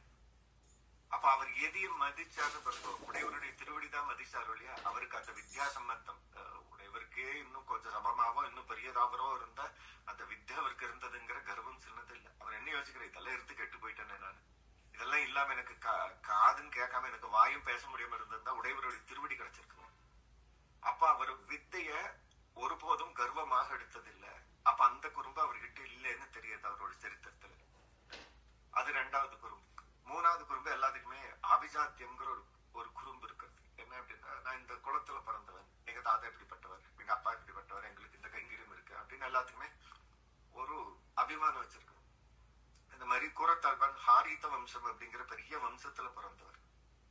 ஹாரீத குலத்திலக்கராக அவதாரம் பண்ணவர் கூரத்தாழ்வான். அப்படி இருக்கிறவர் சிற்றரசு, பெரிய ஞானம் மிக்கவர், ஹாரித குலத்தை சேர்ந்தவர் வேற. அப்படின்னா உயர்ந்த குலம். அவர் எல்லாத்துக்குமே ஒரு பெருமை இருக்கும் தானே. இப்ப நம்மளுக்கு ஒரு பெரிய குளத்தை சேர்ந்தவா, நம்ம எல்லாம் முதலியாண்டன் வம்சத்தை சேர்ந்தவா அப்படின்னு நம்மளுக்கு எல்லாத்துக்குமே இருக்கும் தானே. அந்த மாதிரி அவருக்கும் ஹாரித குலம் அப்படிங்கிறது அந்த வம்சத்துல பிறந்திருந்தார். அவர் ஸ்ரீரங்கத்துக்கு வந்தார். அப்புறம் அந்த சோழனுடைய உபத்திரவம் வருது, அது உங்களுக்கு எல்லாம் தெரியும். அதனால பெருசா அதுக்குள்ள போல. சோழனுடைய உபத்திரவம் எடுத்து ராமானுஜருக்கு. ராமானுஜரை மேலக்கோட்டைக்கு எல்லா சிஷ்யர்கள் அனுப்பிட்டார். சுவாமி இங்க இருக்க வேண்டாம், மேலக்கோட்டைக்கு போயிருக்கோம். அதனால சுவாமி மேலக்கோட்டைக்கு போயிட்டார். இங்க கூரத்தாழ்வானும் பெரிய நம்பிகள் மாத்திரமே இருக்கிறது. அப்ப கூரத்தாழ்வானை தான் ராமானுஜன் நினைச்சுட்டு அந்த சோழராஜனுடைய அரண்மனை கூட்டிட்டு போயிட்டா. அங்க கண்ணு போயிடுச்சு கூரத்தாழ்வானுக்கு. கண்ணு போயிடுச்சு. கூரத்தாழ்வானால பார்க்க முடியாது எதுவுமே. அப்ப அப்படி இருக்கிறவர் ஸ்ரீரங்கத்துக்கு வந்துட்டார். பெரிய நம்பிகள் பரமபதிச்சிட்டார். கொஞ்ச நாள் ஸ்ரீரங்கத்துல வந்து இருக்கிறார் கூரத்தாழ்வான். ஒரு நாள் ரங்கநாதனை சேவிக்கணும்னு போறான். கண்ணு இல்ல, ரங்கநாதனை சேவிக்கணும்னு போறான். இதுவே நமக்கு ஒரு பெரிய பாடம். என்ன அப்படின்னா, கண்ணு இருந்தா தான் ரங்கநாதனை சேவிக்க முடியும்னு சொல்றதுல சும்மா. கண் இல்லாமே ரங்கநாதனை சேவிக்கலாம். அப்ப நம்ம மனக்கண்ணு இருந்துச்சுன்னா போதும், போய் பெருமாளுக்கு முன்னாடி நின்னோம்னா போதும், பெருமாளை நம்ம சேவிக்கலாம். அப்ப இந்த இதுல தெரியுதானே, இப்ப குரத்தாழ்வானு கண் இல்ல, அவர் பெரிய பெருமாளை சேவிக்கிறதுக்கு போறார் அப்படின்னா அப்ப சேவிக்க முடியுதுன்னு தானே அர்த்தம். யோசிச்சு பாருங்க. முடியாத ஒரு காரியத்தை பண்ண மாட்டா தானே. இப்ப நம்ம ஏதாச்சும் நம்மளால முடியாத ஒரு காரியத்தை பண்றதுக்கு முயற்சி பண்ணுவோமா? பண்ண மாட்டோம். புத்திசாலித்தனம் இல்லை. அப்ப அவர் கண் இல்லைங்கிறா, ஆனா பெரிய பெருமாளை சேவிக்கிறதுக்கு போனாங்கிறா. அப்படின்னு என்ன தெரியுது? அப்ப கண்ணு மாத்திரம் இருந்தா பெருமாளை சேவிக்க முடியும்னு சொல்றதல்ல சும்மா. இப்ப வேற ஏதோ ஒண்ணு வேணும். வேற ஒண்ணு இருந்தா பெருமாளை கண் இல்லாம கூட சேவிக்க முடியும்ங்கிறது அங்க தெரியுது. அதனால கூரத்தாழ்வான் பெரிய பெருமாளை மங்களாசாசனம் பண்றதுக்கு கிளம்பி போறாரு. அப்போ சோழராஜனுடைய வீரர்கள்லாம் தடுக்கிற கூரத்தாழ்வான் உள்ள போக கூடாது, சோழராஜனுடைய ஆக்ஞை, ராமானுஜனுடைய அடியார்கள் எல்லாம் உள்ள போகக்கூடாது அப்படின்னு. அப்புறம் கூரத்தாழ்வான் சரி அப்படியா போக முடியாது, சரின்னு சொல்லி திரும்பி போற ஒரு 2 அடி எடுத்து வைக்கிறார். அப்புறம் அந்த காவலர்களுக்குள்ள ஒரு 2-3 பேர் இருக்கு. அதுல ஒருத்தன் சொல்றான், பொதுவா ராமானுஜனுடைய சிஷ்யரை அனுப்பக்கூடாது, ஆனா அது மாத்திரம் இவருக்கு இல்ல. இவர் ஹாரித குலத்தை சேர்ந்தவர், பெரிய ஞானி, பெரிய வைராக்கியம் மிக்கவர். அதனால இவர் அனுப்பல. ஒரு சிஷ்யர் தான், ஆனா ஹாரித குல வம்சத்தை சேர்ந்தவர், பெரிய ஞானி, பெரிய வித்வத் இருக்கிறவர். ஆனா இந்த சுவாமி மாத்திரம் உள்ள அனுப்பல அப்படின்னு அவ எல்லாம் பேசிக்கிறா. எல்லாரும் ஒத்துண்டு என்ன பண்ணா, உடனே கூரத்தாழ்வானை கூப்பிடுற, சுவாமி பொதுவா யாரும் உள்ள போய் சேவிக்க கூடாது, ஆனா நீங்க போய் சேவிங்க. ஏன் சேவிக்கலாம் அப்படின்னா, நீங்க ஹாரித குல வம்சத்தை சேர்ந்தவர், உங்களுக்கு அந்த யோகிதை இருக்கு, அதனால நீங்க போய் பெருமாளை சேவிக்கலாம் அப்படின்னு. கூரத்தாழ்வன் கேட்கறேன், என்ன கொஞ்ச நேரத்துக்கு முன்னாடி போகக்கூடாதுன்னு சொன்னேன், இப்ப போலான்னு சொல்றீங்களே, போகக்கூடாதுன்னு சொன்னதுக்கு என்ன காரணம், இப்ப போலான்னு சொல்றதுக்கு என்ன காரணம் அப்படின்னு. அப்ப அவர் சொல்றேன், போகக்கூடாதுன்னு சொன்னதுக்கு நீங்க ராமானுஜருடைய சிஷ்யருங்கனால போகக்கூடாதுன்னு சொல்லணும். இப்ப போகலாம்னு சொன்னதுக்கு என்ன காரணம் அப்படின்னா, நீங்க ஹாரித குலத்தை சேர்ந்தவா, நீங்க பெரிய ஞானி, அதனால நீங்க போலாம் அப்படின்னு முடிவெடுத்தோம், அதனால நீங்க போலாம். அப்போ உள்ள போகக்கூடாதுன்னு சொன்னது காரணம் ராமானுஜ சம்பந்தம், போலான்னு சொன்னதுக்கு ஹாரித குலம். எனக்கு இது ஹாரித குலம் தான் வேணும், நான் உள்ள போக மாட்டேன். எனக்கு இதெல்லாம் காட்டிலும் உடையவருடைய சம்பந்தமே முக்கியம். நான் உடையவருடைய சிஷ்யனாதான் எனக்கு பேர் வேணும் மொழி, இதெல்லாம் எனக்கு இருந்தது அப்படிங்கிறது எனக்கு குற்றம். நான் பெருமாளை சேவிக்கல அப்படின்னு திரும்பி போயிட்டேன். நம்ம அப்படி போகுமா, அப்படி பெருமாளை சேவிக்க இருக்கிறா, நீங்க கேட்கறனால சேவிக்க இருக்கிற, மற்ற மலையெல்லாம் விடமாட்டேன் அப்படின்னா முதல்ல போய் நின்று மாட்டோம். அப்ப அது அவருக்கு இல்ல. அவர் எதையை பார்த்தாரு, அந்த குலப்பெருமையை அவர் பார்க்கல. அவள் அதை கொண்டாடினாலும் அவர் அதை பார்க்கலாம். அவர் எதையை பார்த்தார், நான் ராமானுஜருடைய சிஷ்யனாக இருக்கணும்னு பார்த்தார். அப்ப இந்த சரித்திரங்கள்ல அவர் எல்லாத்தையும் ஐஸ்வர்யத்தை தூக்கி வீசினதுல அவருடைய வைராக்கியம் தெரியுது, ஐஸ்வர்யத்து மேல். அப்ப அந்த குறும்பு இருந்தார். அத்தனை வித்வத் ராமானுஜருக்கு இந்த ஸ்ரீபாஷ்யத்தை அவர் சொல்லிதான் இவர் எழுதினார் அப்படின்னா அதையெல்லாம் விட்டு கூட தாங்கள் மூலியா இருக்கணும்னு ஆசைப்பட்டார் அப்படின்னா வித்யாகர்வங்கிறது அவருக்கு சுத்தமா இல்லை. அப்ப அந்த குறும்பு இல்லை. கிடைச்சது அபிஜாத்திய மதம் அப்படின்னா எனக்கு இந்த குலப்பெருமை அப்படிங்கிறது, அவர் ஹாரித குலத்தை சேர்ந்தவர் அப்படின்னு பெருமை இருந்தது. அது அவர் துச்சமாக வச்சு ராமானுஜருடைய சிஷ்யரா இருக்கிறது மாத்திரமே தன்னுடைய பெருமையாக நினைச்சார். அப்ப இந்த முக்குறும்பை மறுத்தவராக கூரத்தாழ்வான் இருக்கிறார் அப்படின்னு தான் திருவரங்க பக்தனார் அமுதனார் இந்த பாசனத்துல மொழியை கடக்கும் பெரும்புகழா வஞ்சமு குறும்பான் குழியை கடக்கும் நன் கூரத்தாழ்வான் சரண் கூடியப்பன் மலையை கடக்கும் ராமாசம் புகழ் பாடியல்லா வலியை கடத்தல் எனக்கிகராகும் பொருத்தமன். கூரத்தாழ்வானுடைய சம்பந்தத்திற்கு ராமனுஜர் சுலபமா பிடிச்சிடலாம் அப்படின்னு அமுதனார் இந்த பாசனத்துல தெரியுது.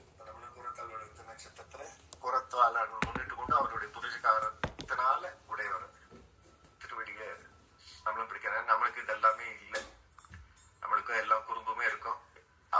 குறும்பு சொல்ற நம்மளுக்கு எல்லாம் 30 குறும்பு இருக்கும். நம்மளுக்கு அந்த வைராக்கியம் வர்றதெல்லாம் கஷ்டம். அப்ப என்ன பண்ணலாம்? அந்த வைராக்கியத்தோடு இந்த ஒரு சுவாமியுடைய திருவடி பிடிச்சிட்டோம்னா அந்த பலமே போதும். அதுவே உடையவருடைய சம்மதம். அவ்வளவுதான். நான் அதிவாது பண்ணணும். அது கூட பண்ண மாட்டேன்னா அதான் கஷ்டம். இப்ப நம்ம அதெல்லாம் பண்ணுவோமா அப்படின்னா தெரியல. யாரோ சில பேருக்கு வாய்க்கலாம், எல்லாத்துக்கும் அது வாய்க்காது. அப்ப என்ன பண்ணலாம்? அப்படி எல்லாம் இருந்து கூரத்தாழ்வனுடைய திருவடி பிடிச்சு உடையவருடைய திருவடி பிடிச்சோம்னா அவருடைய சம்பந்தத்தான இப்ப காலையில் தானே பார்த்தோம். நம்பருமல் என்ன சொன்ன? கூரத்தாழ்வனுடைய சம்பந்திகளுக்கெல்லாம் மோட்சம் அப்படின்னு. அப்ப என்ன பண்ணலாம்? கூரத்தாழ்வான மனசுலயே ஸ்மரணம் பண்ணலாம். யாரெல்லாம் கூரத்தாழ்வானுடைய வம்சத்துல சமாஷனம் பண்ணிருக்கீங்களா அவங்க எல்லாம் சந்தோஷப்படலாம். அவங்களோட எல்லாம் சம்பந்தம் வச்சுக்கோங்க. எல்லாம் ஃப்ரெண்ட்ஷிப் ஆயிருங்க. மெசீனியம் அம்மா இருக்காங்க, நம்ம ஏவதீஸ்வர கோபுரம்மா எல்லாம் யாரெல்லாம் கூரத்தாழ்வான், நம்ம உமாமா இல்ல உமாமா வேற யாரெல்லாம் கூரத்தாழ்வான் கிட்ட போய் சமாஷனம் பண்ணிட்டா எல்லாம் ஃப்ரெண்ட்ஷிப் வச்சுக்கோங்க. வழி இருக்குன்னா அதை பிடிச்சுக்கணும் தானே. அப்ப என்ன பண்ணலாம்? நம்மளும் மோட்சத்துக்கு போயிடலாம் அப்படின்னு சொல்லிட்டு கூரத்தாழ்வான் திருவடிக்கு பல்லாண்டு பாடி இப்ப பூர்த்தி பண்ணுவோம். ராத்திரி ஒண்ணு சொல்லுவேன். ராத்திரி வந்து 8 மணிக்கு இன்னைக்கு கூரத்தாழ்வான் தாலாட்டும் கடைசியா ஒண்ணு சொல்லணும். அது மாத்திரம் அதோட இன்னைக்கு பூர்த்தி ஆகும். எல்லாரும் 8 மணிக்கு சேர்ந்து இருக்கணும்னு எல்லா திருவடியை பிரார்த்திச்சு இன்னைக்கு பூர்த்தி பண்ணுவோம்.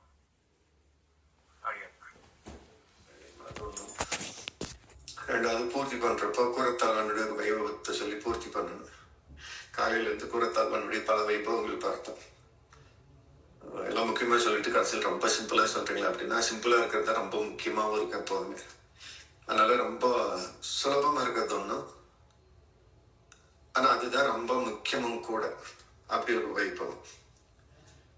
ஸ்ரீரங்கத்துல சுவாமியினுடைய காலம் கூரத்தாழ்வன் இருக்கிறார். கூரத்தாழ்வன் எவ்வளவு வைராக்கியமா இருந்தார் அப்படின்னா இன்னொரு வைஷ்ணவரை நம்ம மனசாரம் கூட அவரை கோன்படி நடத்தக்கூடாது அப்படின்னு இருந்தவர் சுவாமி.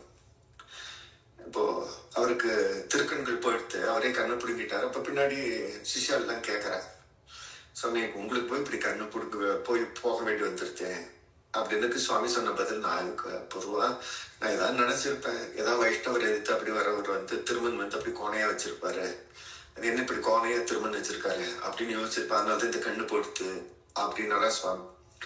ஒரு நாளும் அப்படி நடக்காத சுவாமி. ஆனா பாருங்க, எது எல்லாம் அவர் குறையா பார்த்தார் அப்படின்னா இன்னொருத்தருடைய திருமண் கோணையா இருக்கு நம்ம நினைச்சாங்க கூட அது பாகத பச்சாரமா வந்துடும். அப்ப நம்ம திருமண்ணே நினைக்க கூடாது அப்படின்னா முன்னாடி இருக்கிறவங்கள பேசினா என்ன ஆகும் யோசிச்சு பாருங்க. அவர் அப்படி நினைக்கிறார். நம்ம கண்ணு போனது காரணமே முன்னாடி ஒரு ஸ்ரீ வைஷ்ணவுடைய திருமண் சரியா இல்லை, கோணலா இருக்கு அப்படின்னு நினைச்சிருக்காங்க. தான் என்னோட கண்ணு போயிடுத்து அப்படின்னு. இப்ப நம்ம முன்னாடி இருக்கிற ஸ்ரீ வைஷ்ணவ வந்து நம்ம இஷ்டம் போல பேசினோம்னா நம்மளுக்கு என்ன கதி கிடைக்கும் அப்படின்னு எப்போதுமே சமாஷனமானது மாத்திரம் கிரெடிட் மிச்சதெல்லாம் சரியாயிடும் அப்படின்னு பார்க்கக்கூடாது. அதுக்கு பின்னாடி நடக்கிறதும் முக்கியம் தானே.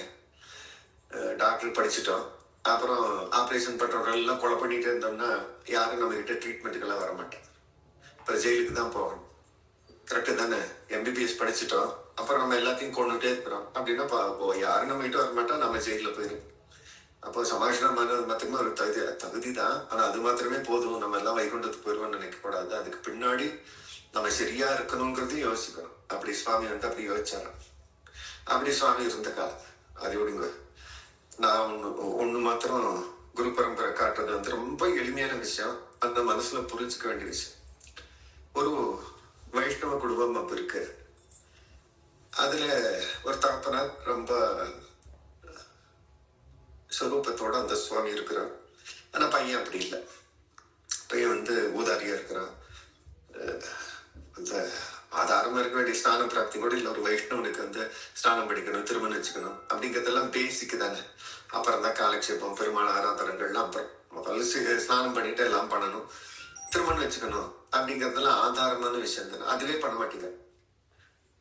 அதனால தாக்குனாருக்கு ஒரே வருத்தம். இப்படி இருந்து எப்படி நம்ம குடும்பத்துல வைஷ்ணவ குடும்பத்துல பிறந்துட்டு அந்த திருமணம் வைக்கிற அந்த ஸ்நான பிராப்தி கூட இது இல்லை, திருமணம் கூட வச்சுக்கிறது இல்லை அப்படின்னா என்ன பண்றது அப்படின்னு தாப்பனார் ரொம்ப வருத்தப்படுகிறார். அந்த பையனை யோசிச்சு ஆனா ஒண்ணும் பண்ண முடியல. அப்புறம் திடீர்னு கொஞ்ச நாள் அப்படியே போகிறது. ஒரு நாள் அந்த பையன் வந்து திடீர்னு தாப்பனார் வந்து பார்த்தா அந்த பையன் சீக்கிரம் ஸ்நானம் பண்ணிட்டா, திருமணம் வச்சுட்டு இருக்கான், நல்ல ஸ்வரூபத்தோட அந்த பையன் இருக்கு. அப்ப அந்த தகப்பனார் பார்க்கிறேன், இன்னைக்கு நம்ம பையன் எப்படி இருக்கிறாங்க. அப்ப உடனே அவர் வந்து கேட்டாரா அந்த பையன் கிட்ட, கூராத்தாழ்வான் எங்காவது பாதி வழியில் எங்காவது பார்த்தியா, எதிர்த்து அப்படி எங்காவது கூராத்தாழ்வான்னு பார்த்தியா அப்படின்னு கேட்டாரு. அப்ப அந்த பையன் சொன்னானா, ஆமாப்பா அப்படி சுத்திட்டு வரப்போ சுவாமியை சேவிச்சேன் அப்படின்னு. இப்ப சுவாமியை சேவிச்ச மாத்திரத்திலேயே ஆதாரமான சுரூபம் வந்துருங்கிறது அந்த சரித்திரத்துல தெரியுது. அவன் கூறத்தாழ்வன் கிட்ட பேசவும் இல்லை.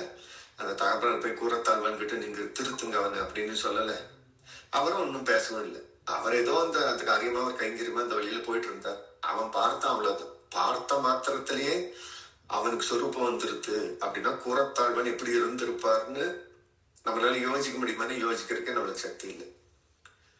அப்ப நம்மளே எப்படி இருக்கணும் அப்படின்னா அதுல கொஞ்சம் மாதிரி ஏதாவது பிடிக்கிறதுக்கு பார்க்கணும். ஏதாவது ஹஸ்தம் வந்துச்சு, தை ஹஸ்தம் எல்லாம் கொண்டாடணும், இன்னைக்கு எல்லாம் கை தட்டி போயிட்டோம் அப்படின்னு நாளைக்கு இன்னொன்னுக்கு ஆரம்பிச்சிட்டோம் அப்படிங்கிறது கூடாது. ஏதோ ஒண்ணு சுவாமி பார்த்த மாத்திரத்துல எப்படி இருக்கணும் அப்படின்னா அப்புறம் கொஞ்சம் மனசுல அதெல்லாம் வச்சுக்கணும். நம்மளும் கொஞ்சம் அந்த மாதிரி அப்புறம் நம்மளும் குறத்தாழ்வன் கூட வச்சிருக்கிறோங்க நம்ம ஆச்சாரிய புருஷர் தானே, இப்ப நம்மளும் எப்படி இருக்கணும் அப்படி கொஞ்சமா நாளைக்கு வரணும். அவரை பார்த்த மாத்திரத்துல எப்படி இருந்ததுன்னா அந்த கோஷ்டியெல்லாம் யோசிச்சு பாருங்க எப்படி இருந்திருக்கணும். அவ சிஷ்யர்கள் எல்லாம் எப்படி இருந்திருப்பா, கற்பனைக்கு எட்டாத ஒரு கோஷ்டியா இருந்திருக்கும். அட்லீஸ்ட் நம்ம அந்த வம்சத்துல பின்னாடி எல்லாம் நம்ம பிறந்திருக்கோம், அதுல போய் சேர்ந்துட்டோம். அந்த வம்சத்தை சேர்ந்தவா நம்ம இல்லை, ஆனாலும் போய் சேர்ந்துட்டு பாருங்க. அந்த வம்சத்துல நம்மளுக்கு கூறத்தாழ்வன் சம்பந்தம் இருக்கு பாருங்க, உடையர் சம்பந்தம் இருக்கு பாருங்க. அதெல்லாம் எவ்வளவு பெரிய வாய்ப்பு. அதெல்லாம் பெற்றுட்டோம். அப்புறம் கார்கடை இட்டு திருப்பி இந்த சம்சாரத்துல இருக்கிற மாதிரியே பொறாம அவளை பேசுறது இவாளை பேசுறது அப்படியே இருக்கிறத குறத்தாழ்வன் சம்பந்தம் வந்து லோகத்தில் இருக்கிறவெல்லாம் இருப்பா. அவளுக்கு குறத்தாழ்வனே தெரியாது. இன்னைக்கு தை ஹஸ்தம் குறத்தாழ்வன் திருநட்சத்திரமே தெரியாது. அவெல்லாம் அப்படி இருந்தா பரவாயில்ல. நம்மள கூறத்தாழ்வன் வம்சத்திலேயே அவரோடையே சம்பந்தம் வச்சுட்டு அவருக்கு கூட சம்பந்தம் இருக்கிற வச்சுட்டு அவரையும் ஆராதனை அவருக்கு பாசமெல்லாம் செஞ்சுட்டு நம்மளும் அவளோடையே இருந்தோம்னா மற்ற சம்சாரிகள் புறவே இருந்தோம்னா அப்புறம் நம்ம தெல்லாம் பண்ண வேண்டிய ஒரு திருநட்சத்திரம் அப்படின்னு அவருக்கு எல்லாம் பாசனம் சேர்த்தோம், கொண்டாடணும், புறப்பாடு பண்ணணும். அது முக்கியம்தான். அது மாத்திரமே பிரதானம் இல்லை. இந்த வருஷத்துல என்ன எடுத்துரும் அப்படின்னு பார்க்கணும்.